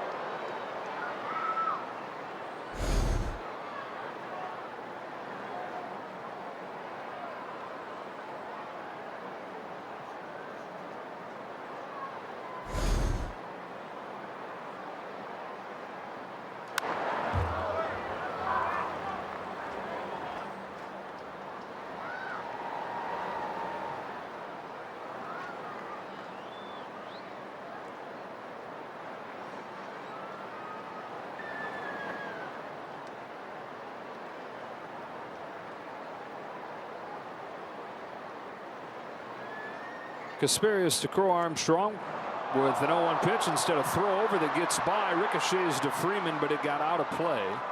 And so second base automatically for Horner.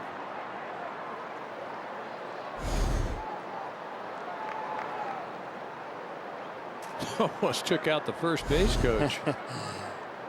It's Jose Javier over there, the first base coach. He's saying, come on, Ben. Horner, good speed into scoring position. Here's an 0-1 to Crow Armstrong that takes off on Kasperius.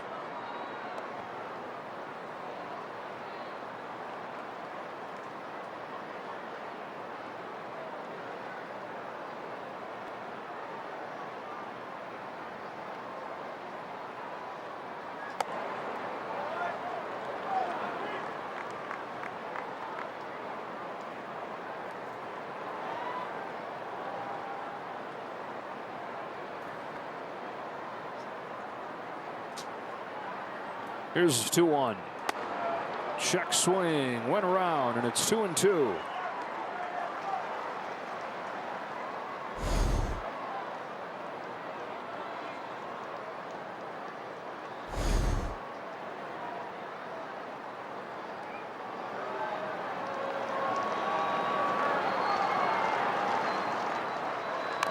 Fouls it off. 3-0 Dodgers in the first game of this series last night. 2-0 Cubs here in the 6th inning of game 2. Dodgers unbeaten at Dodger Stadium this year, 11-4 overall.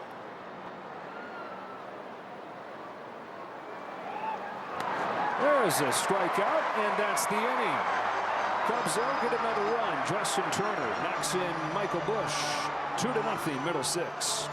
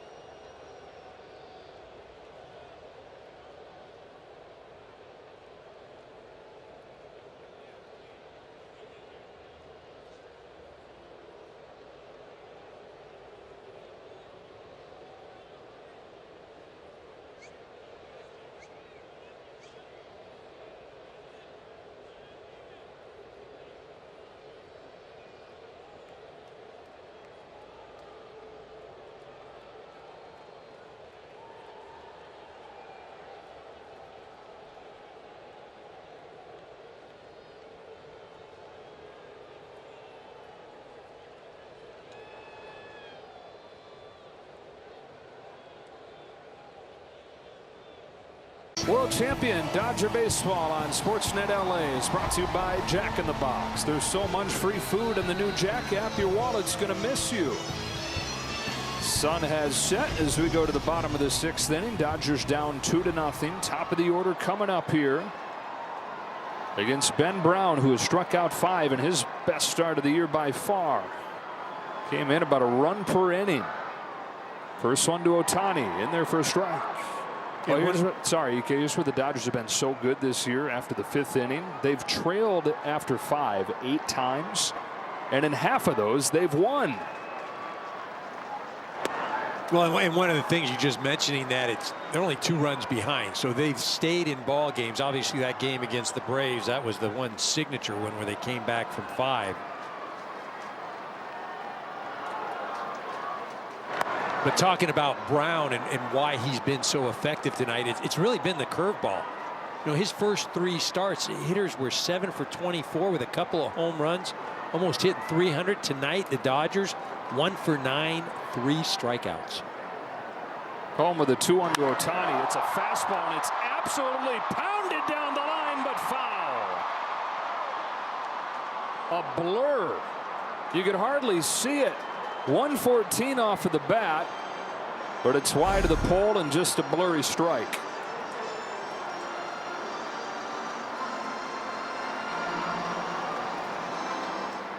It's even fast in slow motion. Now a 2-2. In the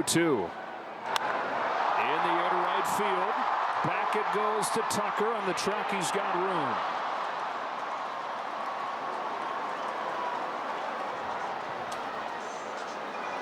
I mean, you had to hold your breath right there if you're Ben Brown, but it's another pitch right there, that curveball, that he's able to retire a Dodger hitter now 1 for 10. Well, a year ago, that was the best swing and miss breaking ball in the majors. Hadn't quite had it so far this year, but seems to have found it tonight. He's away with his first pitch to Betts. Had a good rookie season, had a 3.58 ERA, and then his neck started bothering him. It wouldn't heal. They couldn't figure out what was wrong with him. Turns out he had a rare condition where a bone basically grows another bone off of it. They identified the issue, and he's like, okay, now what? And the doctor said, you just got to wait, because eventually it sort of burns itself off. Betts to third and caught by Brandon Workman, who just checked in for Justin Turner. And sure enough, he said right after the season ended, so he shut down in June with this rare neck issue. Right after the season ends, steps into the shower in the morning, and he said, wait a minute, pain-free. The burn off had happened, and he picked up his throwing about a month after that, ramped up for this season. So it just kind of like dissolved. I guess, yeah. Strike on Freeman with that breaking ball. Doctor tells me a bone's going to burn itself off. I'm freaking out. I'm not sleeping much. Some sort of spontaneous combustion. And it's good. Freeman looking for his first hit here in his second game back. He's 0 for 5. 3 Ks.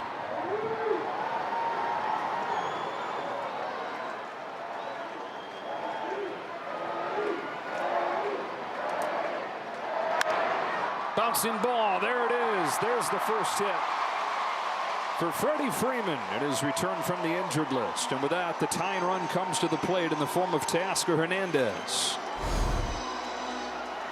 This ball just getting by Brown. It's like, oh, man.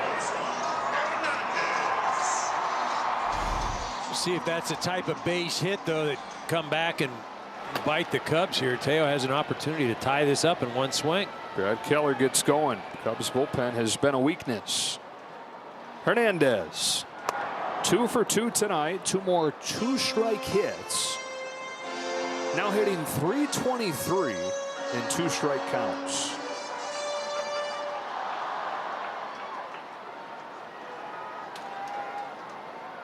On an 0-1 from Brown, Hernandez with a check swing tapper right side. Horner ends the inning. After 6, 2-0.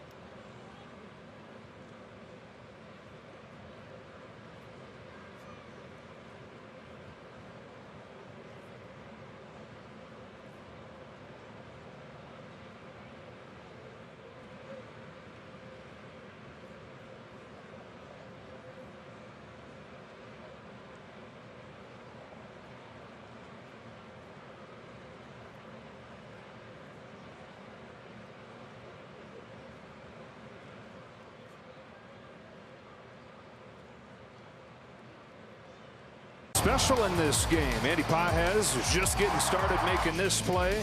Kyle Tucker with a diving catch of his own. Andy Pages with probably his finest play as a Dodger right there. Saving at least a few runs, maybe a grand slam, and even Teoscar Hernandez getting involved. And so a score that matches that defensive performance. 2-0 on to the 7th. Kasperius stays in and gets strike one on Kelly. 9-1-2 for the Cubs. Kelly, another good game. Walking a single. Happ and Tucker to follow.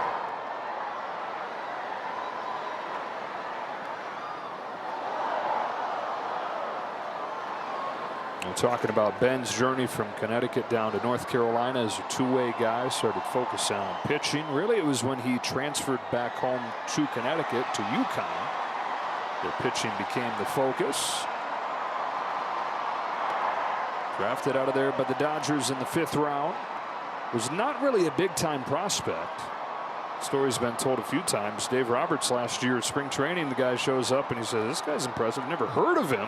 He'd been in the system for a few years by then, and just then jumped onto Dave's radar. This ball jumps off of the bat of Kelly, and Carson Kelly's season-opening tear continues. His 3rd home run, playing in about half of the games for the Cubs. He's among the leaders across baseball in just about every offensive category, and it's 3-0 Chicago.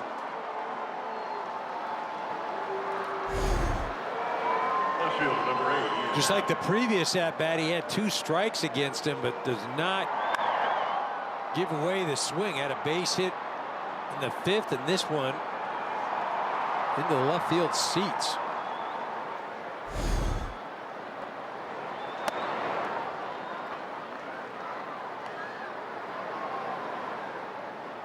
So runs for the Cubs in the 2nd, the 6th, and the 7th. Back to the top, and Ian Happ. 1 ball, 1 strike.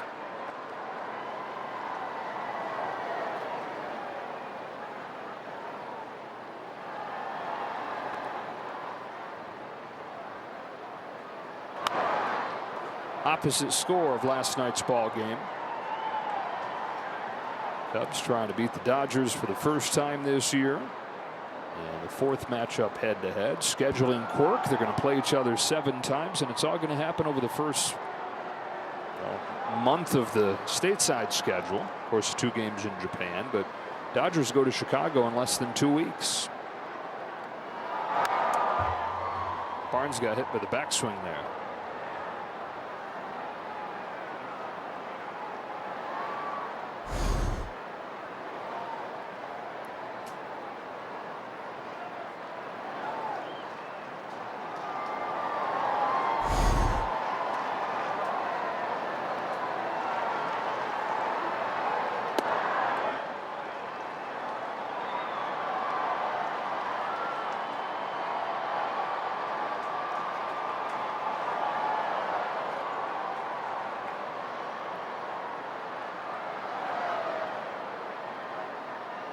The 2-2.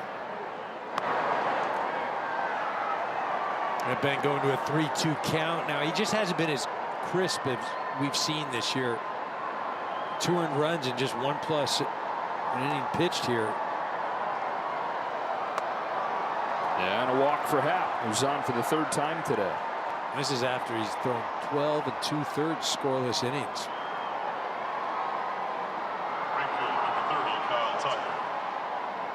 And now Tucker. Nobody warming in the Dodger bullpen yet. Kasperius, a career starter, didn't start pitching out of the pen until his big league debut last year. And it built up to be a starter again. So higher pitch count, a little bit different for him than your traditional reliever.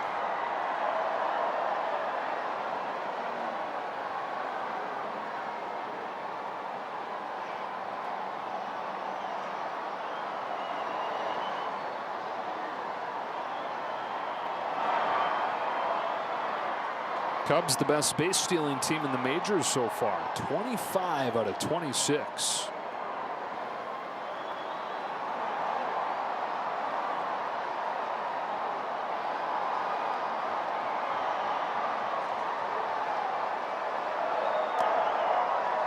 Tied him up there, 0-2.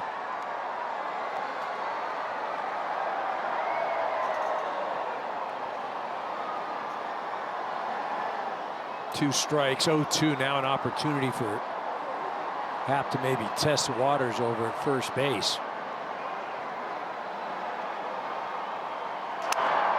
Broken bat flare down the line and a base hit for Tucker that'll send Happ to third. So the Cubs have him cornered and still nobody out in the 7th.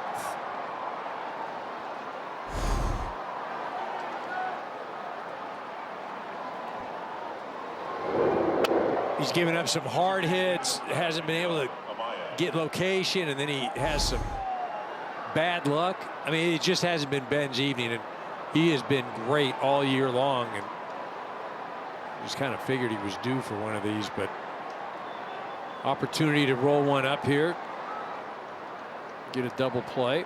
With Amaya at the plate, he lines the ball into center field. It's a base hit, and it's 4-0. Happened to score. Amaya off of the bench for Suzuki a couple innings ago, has himself an RBI hit, and they've doubled the lead here in the 7th.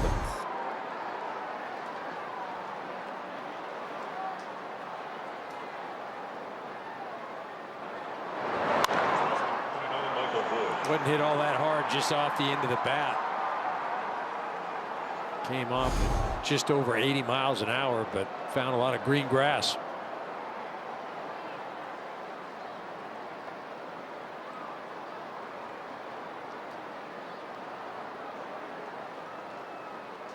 Now it's Michael Busch. What a night he's having.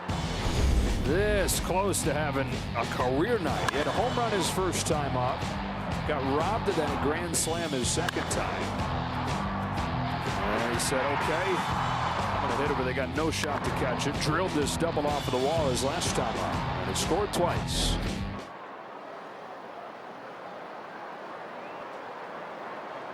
Been playing a little game of wall or over.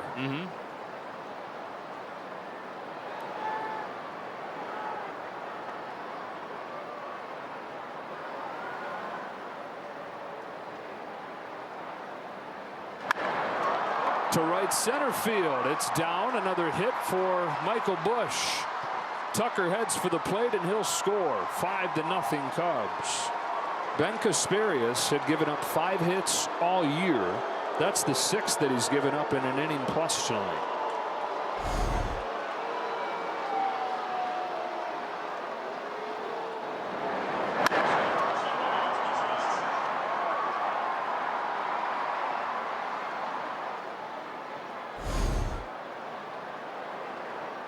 And this is what the Cubs offense has looked like against everybody else this year. 4 runs the first 3 games against the Dodgers, 5 of them here tonight. Still nobody out. Here's Swanson. Swinging and missing.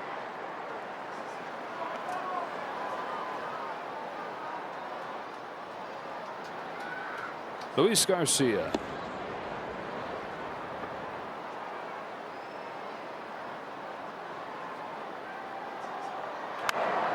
Another hit. Amaya heads home. He will score. 6-0. 6 in a row have reached for the Cubs against Kasparias.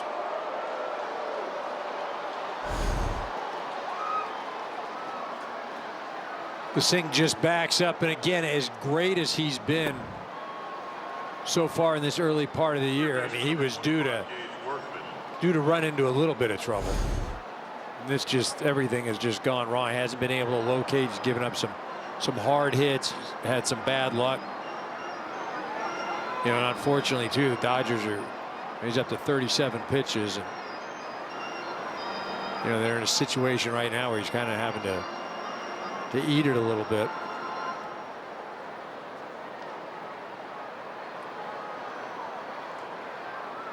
Gage Workman, Rule 5 pick from the Tigers in this offseason.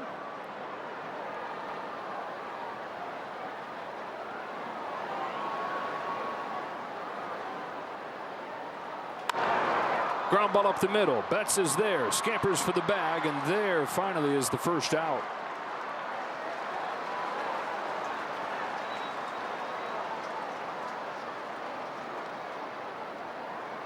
Second baseman number 2, Nico Horner. Nico Horner, the 8th man to bat in this inning.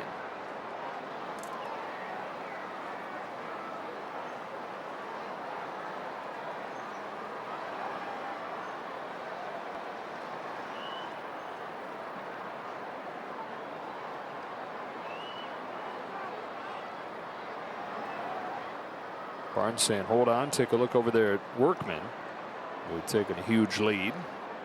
They've gone final in San Diego. It's another shutout win for the Padres, who are now 9-0 at home. 5 shutouts in those 9 games. There goes Workman. Throw from Barnes, not in time. Need to get those guys back on the road. Eesh. It hadn't mattered who they've thrown out there. Tonight it was Kyle Hart, who had started 3 games for the Red Sox 5 years ago, went to Korea to revive his career, got a job with the Padres this year, went into the game with a 14 ERA for his career. He'd given up 28 runs in 16 innings in the major leagues, and tonight Kyle Hart, 6 innings, 1 base runner, no runs. 32-year-old, game of his life. Fly to Hernandez. Waits for it to come down, makes the grab. Here comes the throw to third. Another run is in to score, 7-zip. As Bush slides in. And it's a 5-run inning for the Cubs.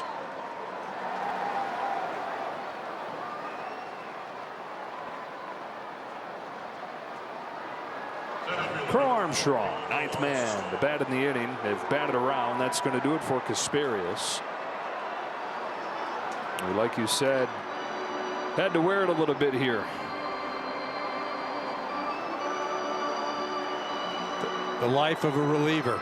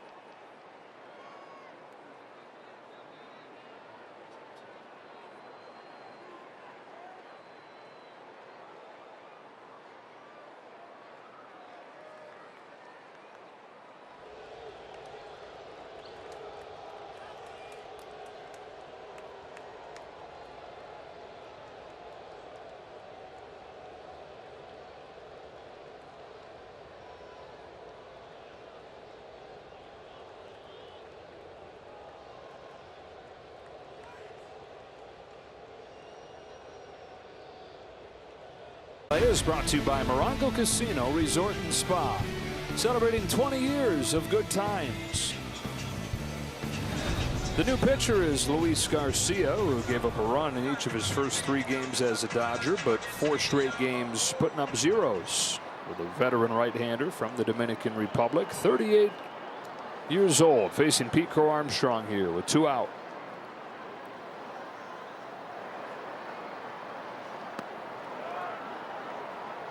The Cubs team that had scored 4 runs over the first 3 games between the teams this year has 5 in the 7th inning alone.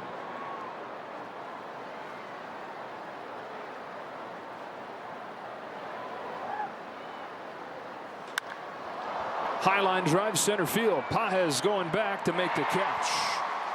But the damage done, and we stretch in a 7-0 game.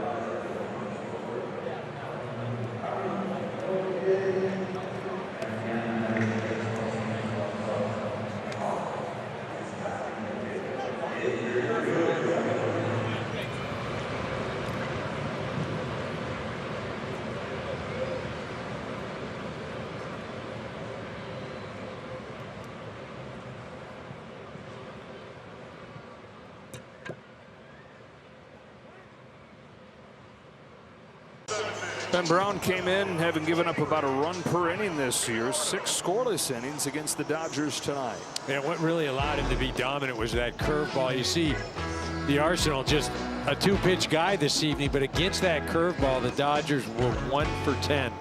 3 strikeouts, only 4 hard hit balls against Ben this evening. And they've given a big cushion to a bullpen that has struggled. Julian Merryweather for Michael Conforto. There's strike 1. And Merryweather gave up his first runs of the year on Tuesday against Texas, so he's been one of the bright spots for the pen. It's a ball and a strike on Conforto.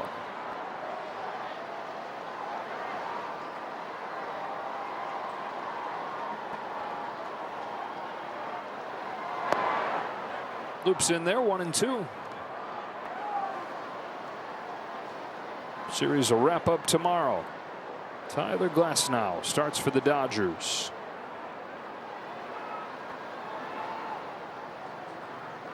That'll be on ESPN exclusively, 4 o'clock local. Give me some good hitting weather then. Oof, that's shadow time. Shadowland. Right? Mm-hmm.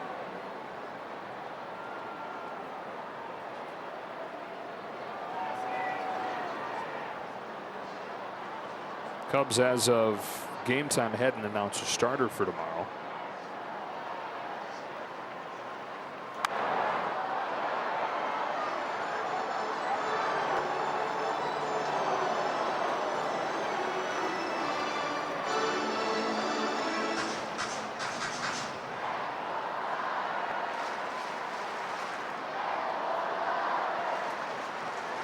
Two comes home. Conforto chases up for strike 3.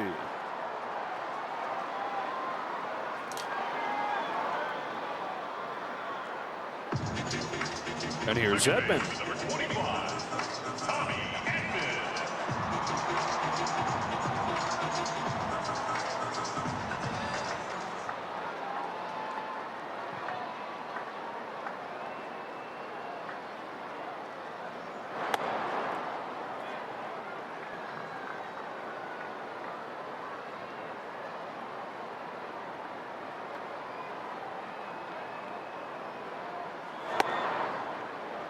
Ball and a strike.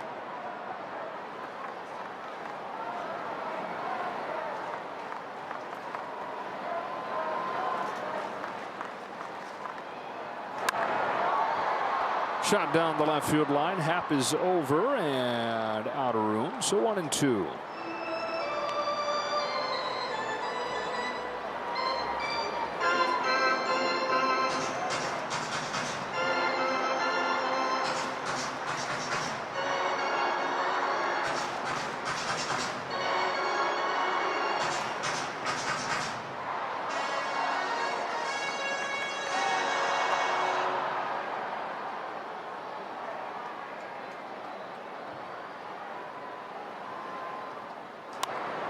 Another foul.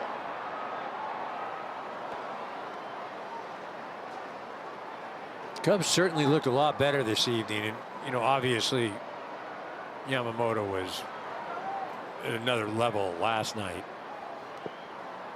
but much more disciplined and really forcing the Dodgers to throw that fastball, and a lot of hard hit balls this evening for this Cubs offense. Again, it could be a lot worse if Pages doesn't make that great play. To second for Hoerner. And Tommy Zoll, Stanford teammate, gets him. 2 gone in the 7th. This is more the norm for the Cubs. They've scored 7 or more runs in more than half their games.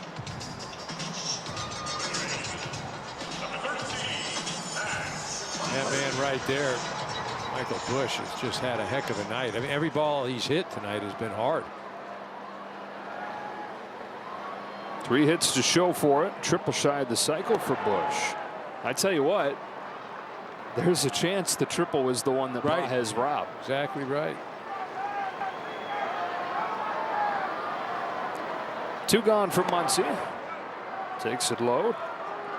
2 balls and no strikes. Had a base hit his last time.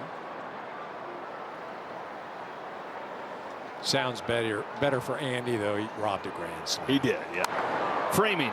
That's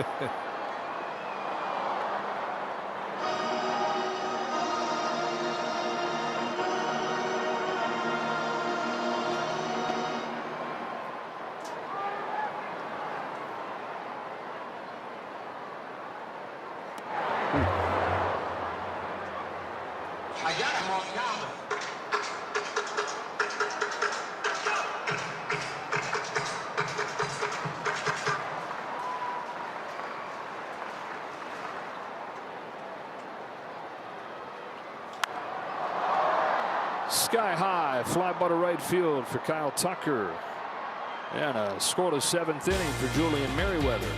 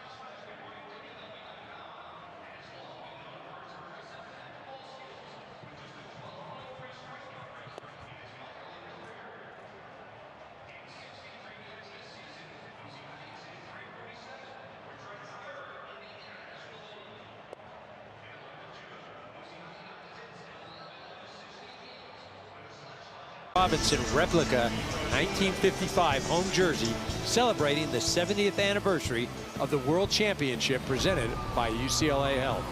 Visit Dodgers.com/promotions. First meetings this year with the Rockies, who fell to 3-11 tonight. Lost to the Padres. A strike on Carson Kelly. Some defensive changes to report. Chris Taylor's into the game in center field. Pages kicks over to right. Tasker Hernandez leaves. So does Freddie Freeman, as Kike Hernandez is into the game at first. Kelly 2 for 2 with a walk.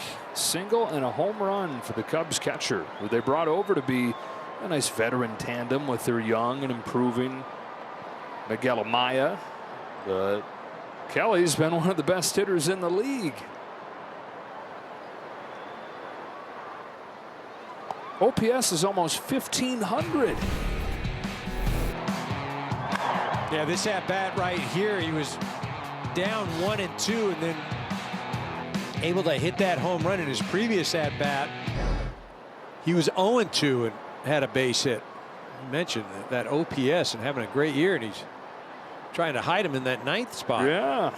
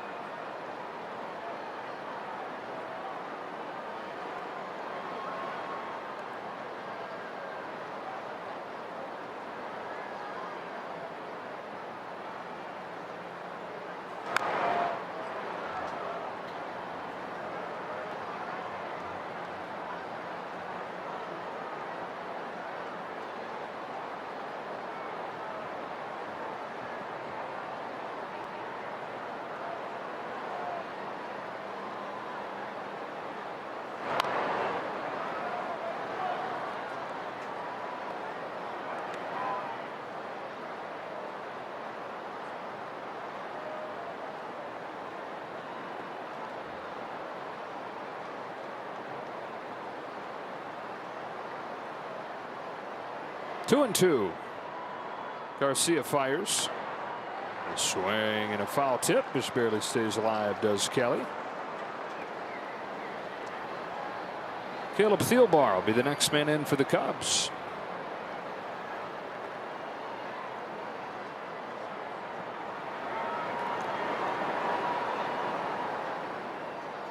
Eighth pitch coming to Kelly.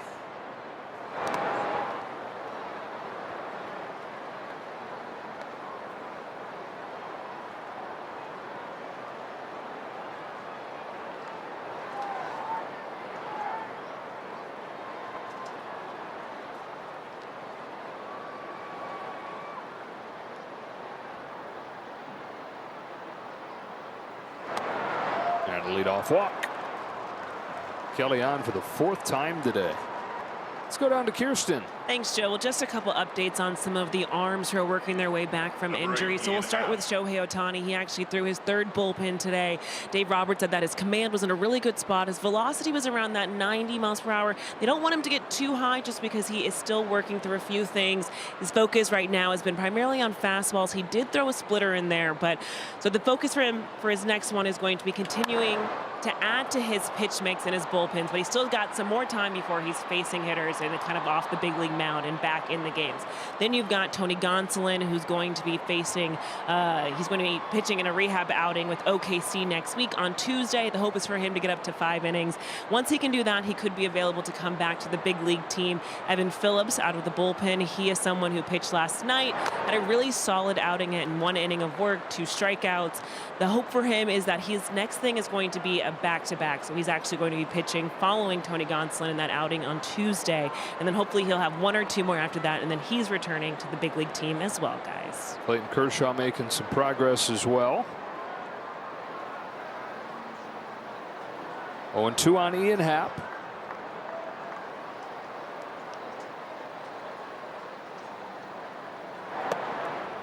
Dodgers set a franchise record last year for pitchers used.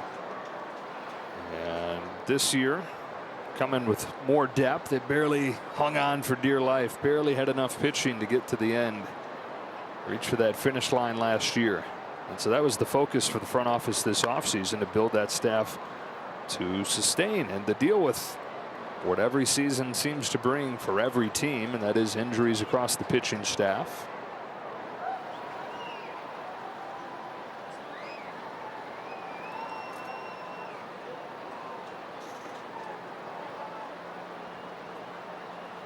Two singles and a walk for Happ today.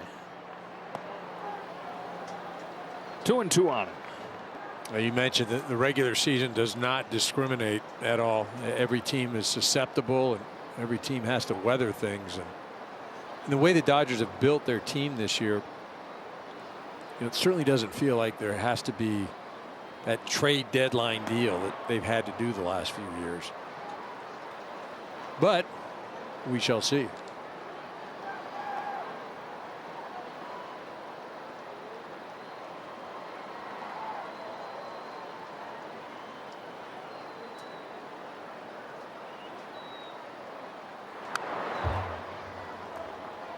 Ian Happ coming off playing his 1,000th game last week. All 1,000 with the Cubs. Two things that he said he kept thinking about with that. The first is the fact that it was all with one team is what made it extra special for him. But then the thing that he was most proud of is he said it's a reflection of the work that he puts in just to keep his body ready to play every day. That's a lot of games. Nice round number. Nice chance for him to reflect. And then you look and see the company that he's in.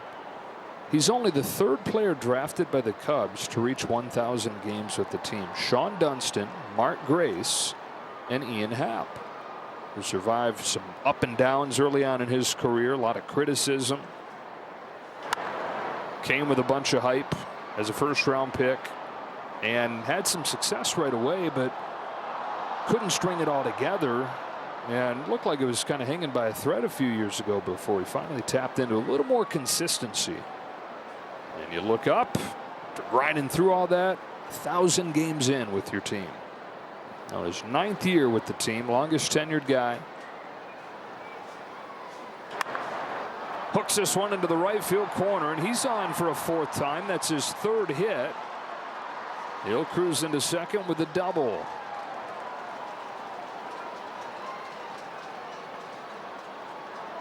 Cubs tonight have had 76 swings, just 14 misses, and Not a miss right here. You know, you're talking about Ian Happ and his career and what he's done.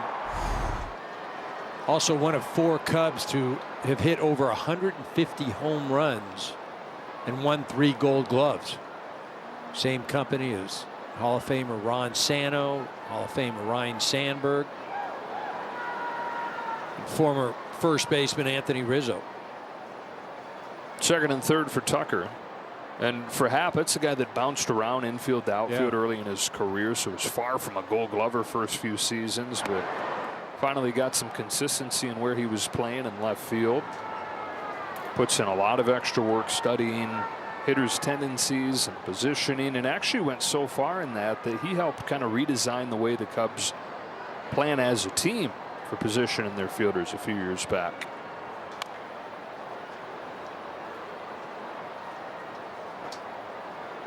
Out of the University of Cincinnati, most famous baseball player they produced, Sandy Koufax. Actually went there to play basketball though. And they heard the baseball team was taking a spring break trip and thought it might be nice to link up with that group, headed down south, get some sun. That's a base hit for Tucker, and the Cubs will add on 2 here. 9-0 Chicago. So Sandy walked onto the baseball team, pitching a few games in that trip, struck everybody out, signed with the Dodgers after a total of 32 innings at Cincinnati. But he had 51 strikeouts in those 32 innings, and the Dodgers said, "We'll take that." And that was the end of the basketball career. Yeah, right.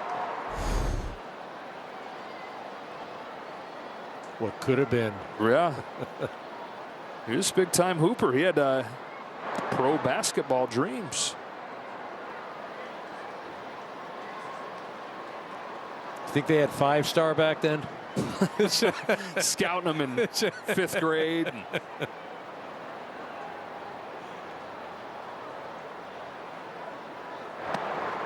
One ball, one strike on Miguel Amaya.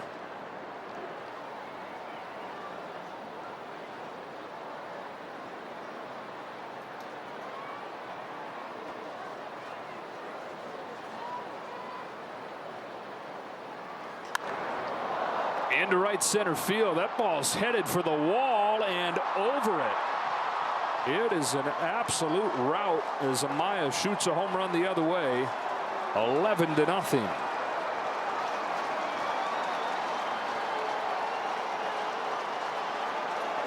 Well, get it all out of your system at one time here. Said the Dodgers have been so good all year long, especially out of the bullpen, and just hadn't gone their way this evening.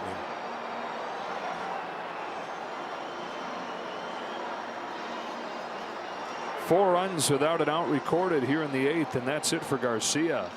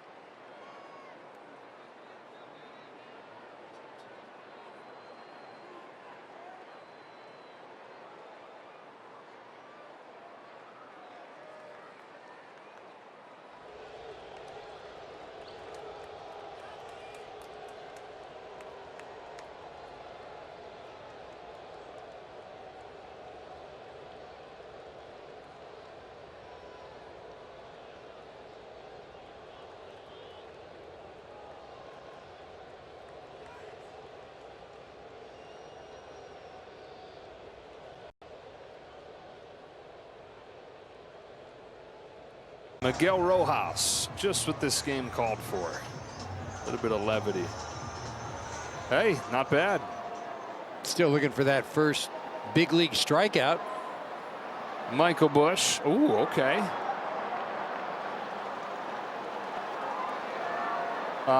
What's this like for a hitter? I don't know. I can be honest with you. I've never, when I played, this never happened. Never faced a position play. No. Taylor's got it. There's the first out of the inning. It's the first time that Busch has not hit the ball hard this evening. Right. He only hits missiles off of real pitchers. I shouldn't say it went hard. It was still 95 miles an hour. It's true. Using Yoshi's glove. It worked last night. Let's see. Was it the arm or was it the glove? What is this delivery he's doing? Is he doing a Yamamoto impression? Yeah, he's doing it. This is so good. Look at that. Look at that. Oh, now it's his neck.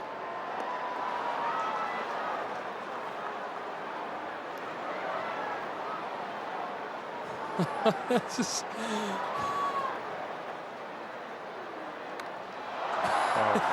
is all time.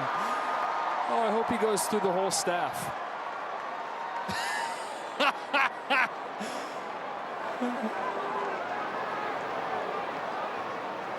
He's just wiggling his hips. Oh, called strike.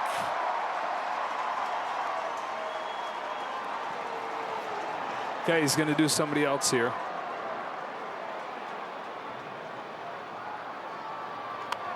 Yamamoto again. Into center. 2 up, 2 down for Landon Yamamoto.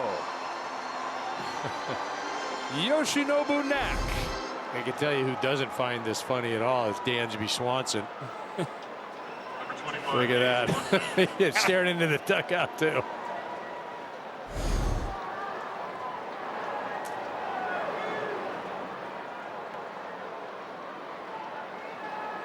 Gage Workman is looking for his first hit in the big leagues. And he's got it against Miguel Rojas. See if he gets the ball.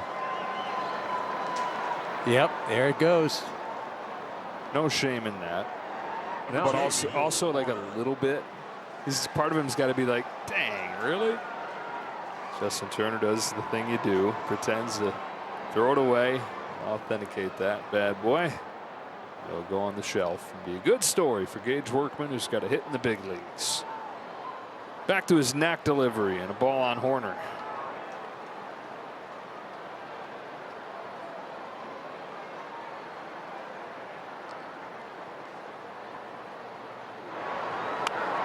Down to 41. I don't know if it's possible to throw it any slower and still get it to home plate. Miguel Rojas takes over and retires 3 of the 4 hitters that he faces. A pitcher being 2 other pitchers. I'm a dude playing another dude.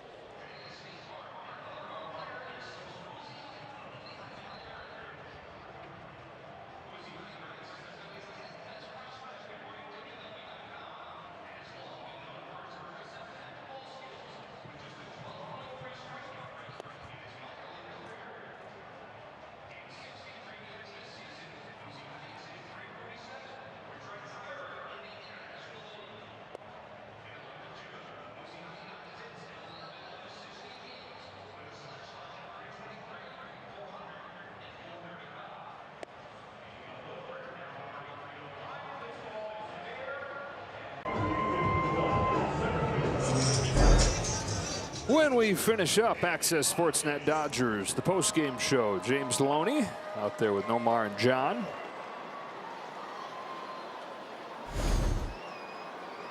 So you got another inning in you, Miggy? He's saying, do I get to hit? Yamamoto and Landon Knack both appreciating his impressions. Andy Pages, half-hearted swing and a miss at the first pitch. Caleb Thielbar throws. Thielbar in his first season with the Cubs. Been a wild path that he's been on in his career.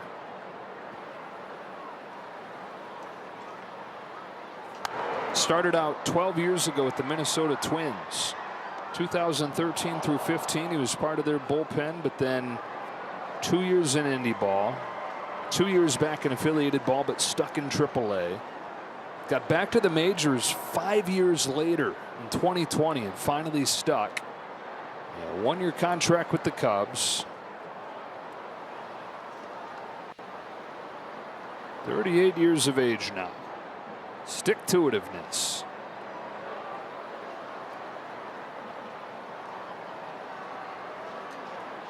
Is 1-2 to Pages. Caught on and missed. Strike three.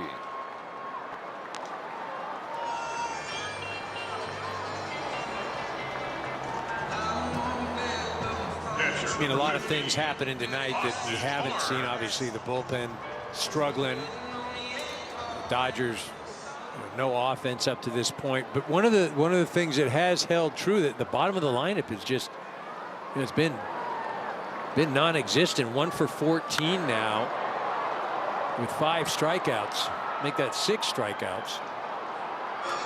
Again, that's something that has reared its head in this early part of the season.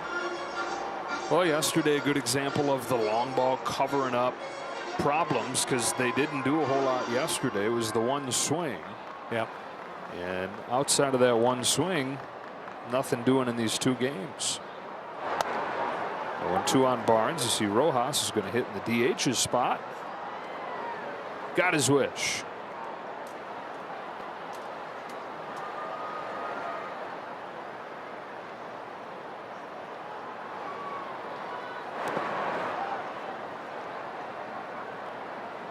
As far as the bullpen goes, they've given up 16 runs the first 15 games. 10 runs tonight. Right, yeah. Just one of those that you flush it, yeah. right? You just.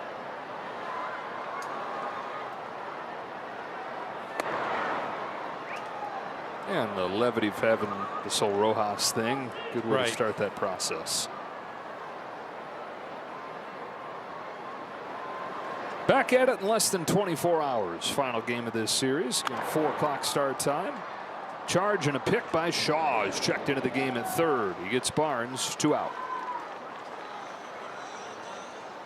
The Shaw's at third. They move Workman over to short. They get Swanson off his feet. So here's the pitcher leading the majors in ERA, spotless. Who says pitchers don't hit anymore?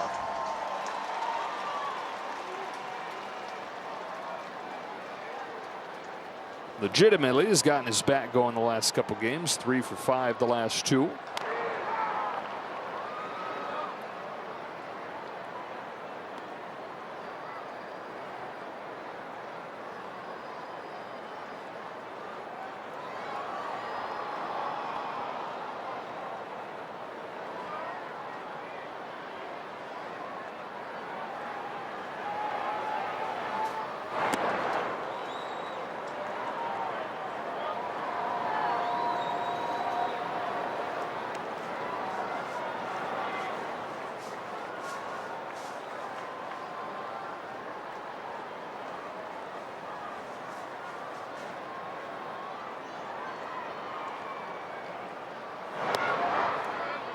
It's 1-2.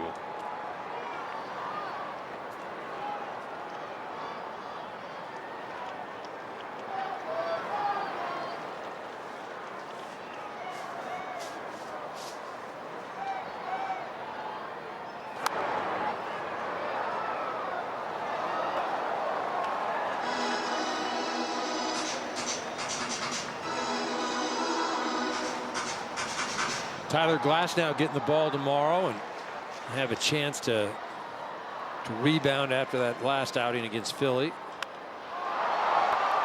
Into left field, back goes Happ with room, and this game moves along to the 9th.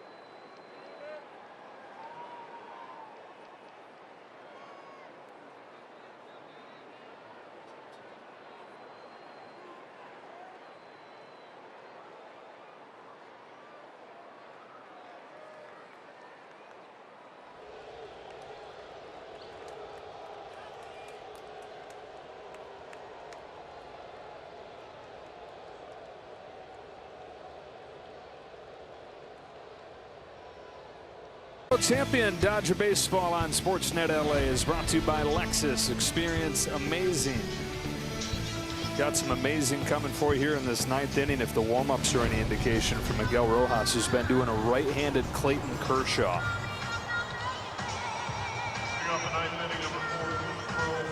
Kind of looking forward to watching that. Yeah, me too.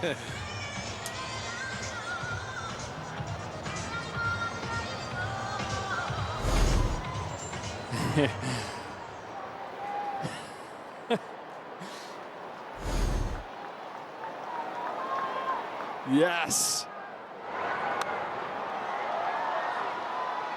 And then we'll call it a curveball.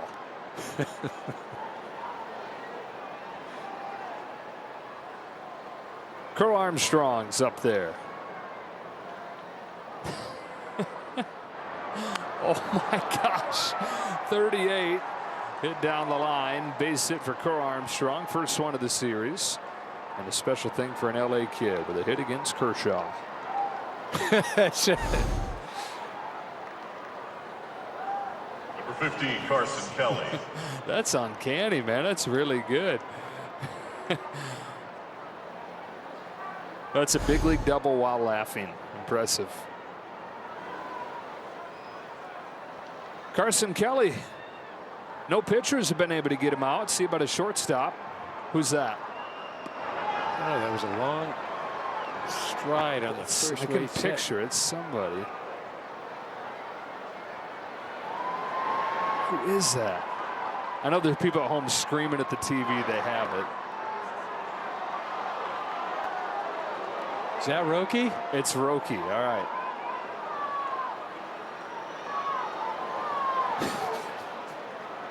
Yeah, it is. Crushed. Gone. Second home run of the game for Carson Kelly. Second one allowed by Sasaki.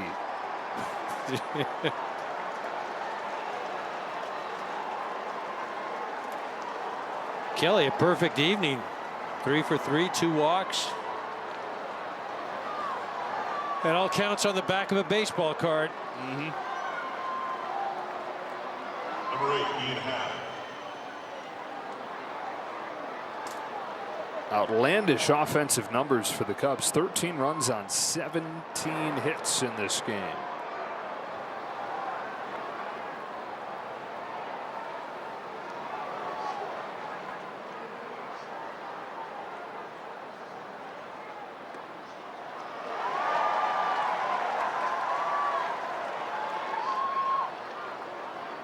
Happ close to a perfect night himself. 3 hits. A walk. Switch hitter's going to bat right-handed here. A wave and a miss. Turned it up to 60. He did. Blew it by him. Radar guns just jumped.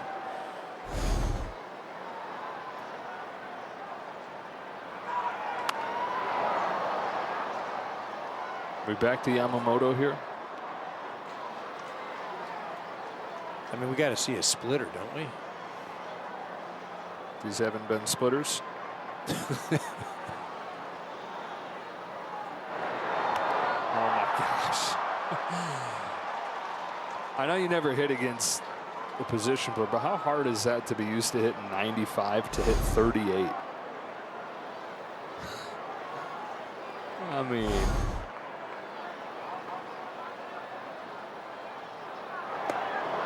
I mean, you're thinking just wait, but you're also thinking this is a free at bat in the big leagues here. Yeah. This is a free hit. Help me with myself out. And the last thing you want to do is like hit something off the end of the bat like that. I mean, it's an 0 for 1. That's just frustrating.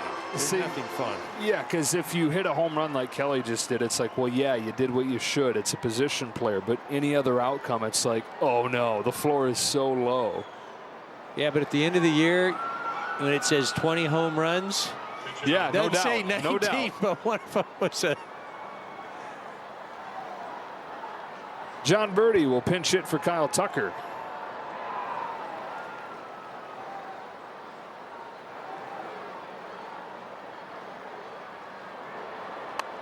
Waited on it, lofted it into left center field, and a base hit.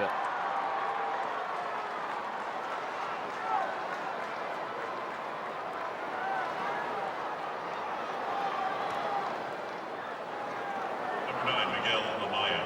Amaya with a 2-run home run to finish off the bullpen's night. Chase Luis Garcia from this game.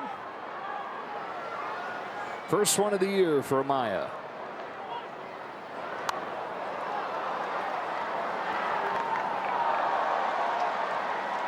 Amaya didn't start the game, had to come in the 5th for Suzuki. And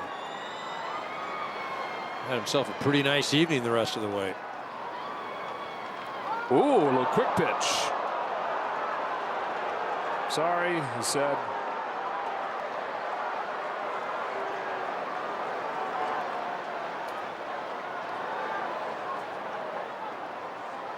Number 29, Michael Bush. Now it's Bush.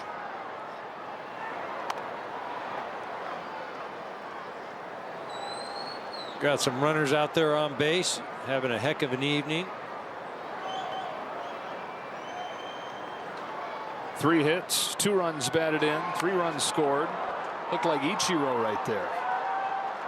Everybody doing impressions.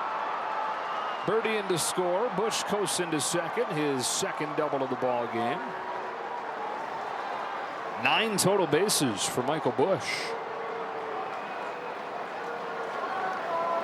Tell you what, when arbitration comes around, these count. Yeah.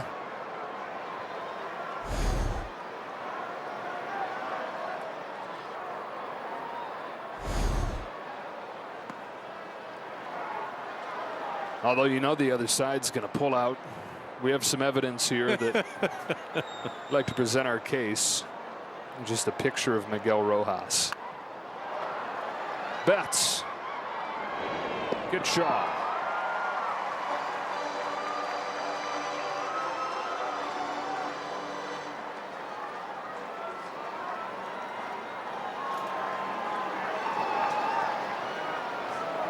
Shortstop, Gage Workman. Gage Workman, first career big league hit.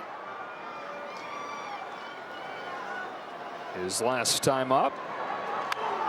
And now he crushes the ball to right center field, and he's got his first career extra base hit. Knocking in a pair. And his first runs batted in the big leagues.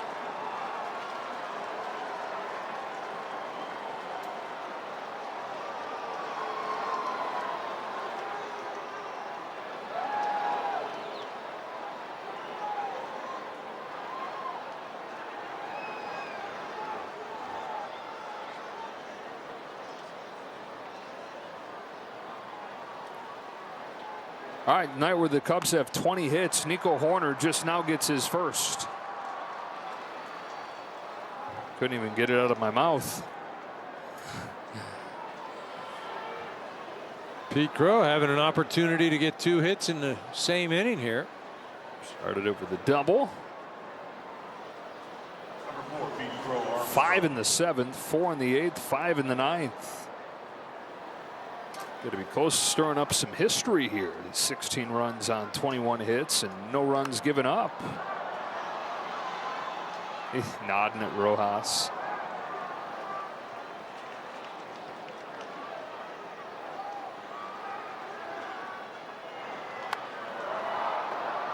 Sent up there for Pages. Mercifully to the bottom of the ninth.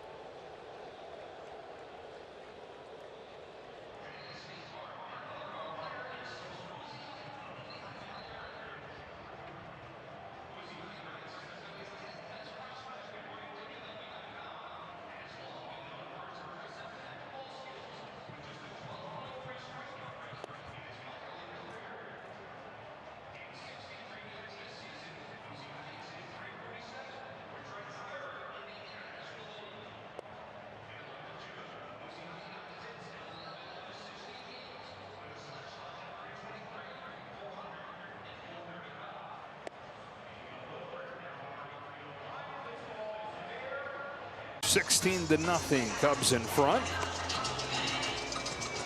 This would be the Dodgers' largest shutout defeat since 1965. They got beat 18-0 by the Cincinnati Reds, August 8th, 1965, and that season turned out all right. Well, I'm glad it was in. I thought you were going to tell me it was sometime when I played. No. Well, thanks for being kind there, Joe. I'm here for you, buddy. Mookie Betts takes a strike. Don Drysdale actually started that game. They gave up 6 runs, only went 2 innings.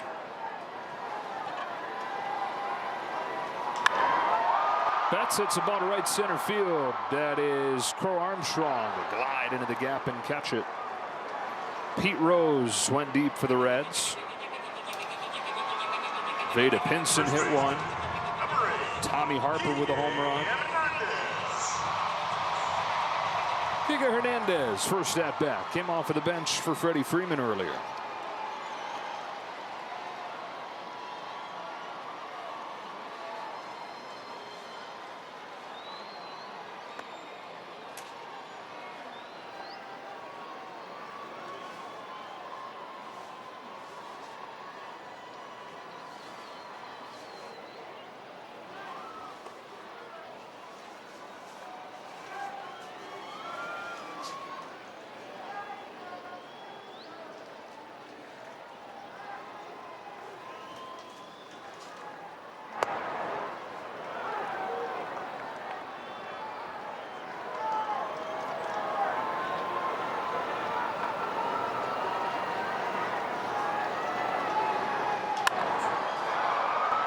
That is way up there. Shaw for out number 2. All right, so one of those days that they'll get sprinkled in over the course of 162 games. Even a team a lot of people think could be one of the best ever to contend for the all-time wins record. Even a team like that on a day like this can get blitzed. And it was really a game up until the 6th inning. Good game. I mean, it really was. Things just kind of went sideways from there. Well, jam shot off of the bat of Chris Taylor that's going to drop in for a base hit here in the 9th.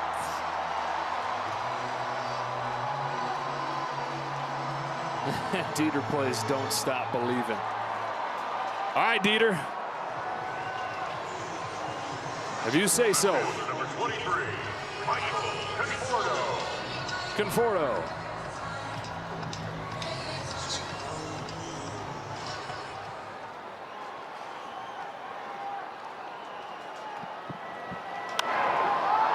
To left. This will do it. The Cubs tie this series up at a game apiece. It'll be the rubber match tomorrow on Sunday Night Baseball.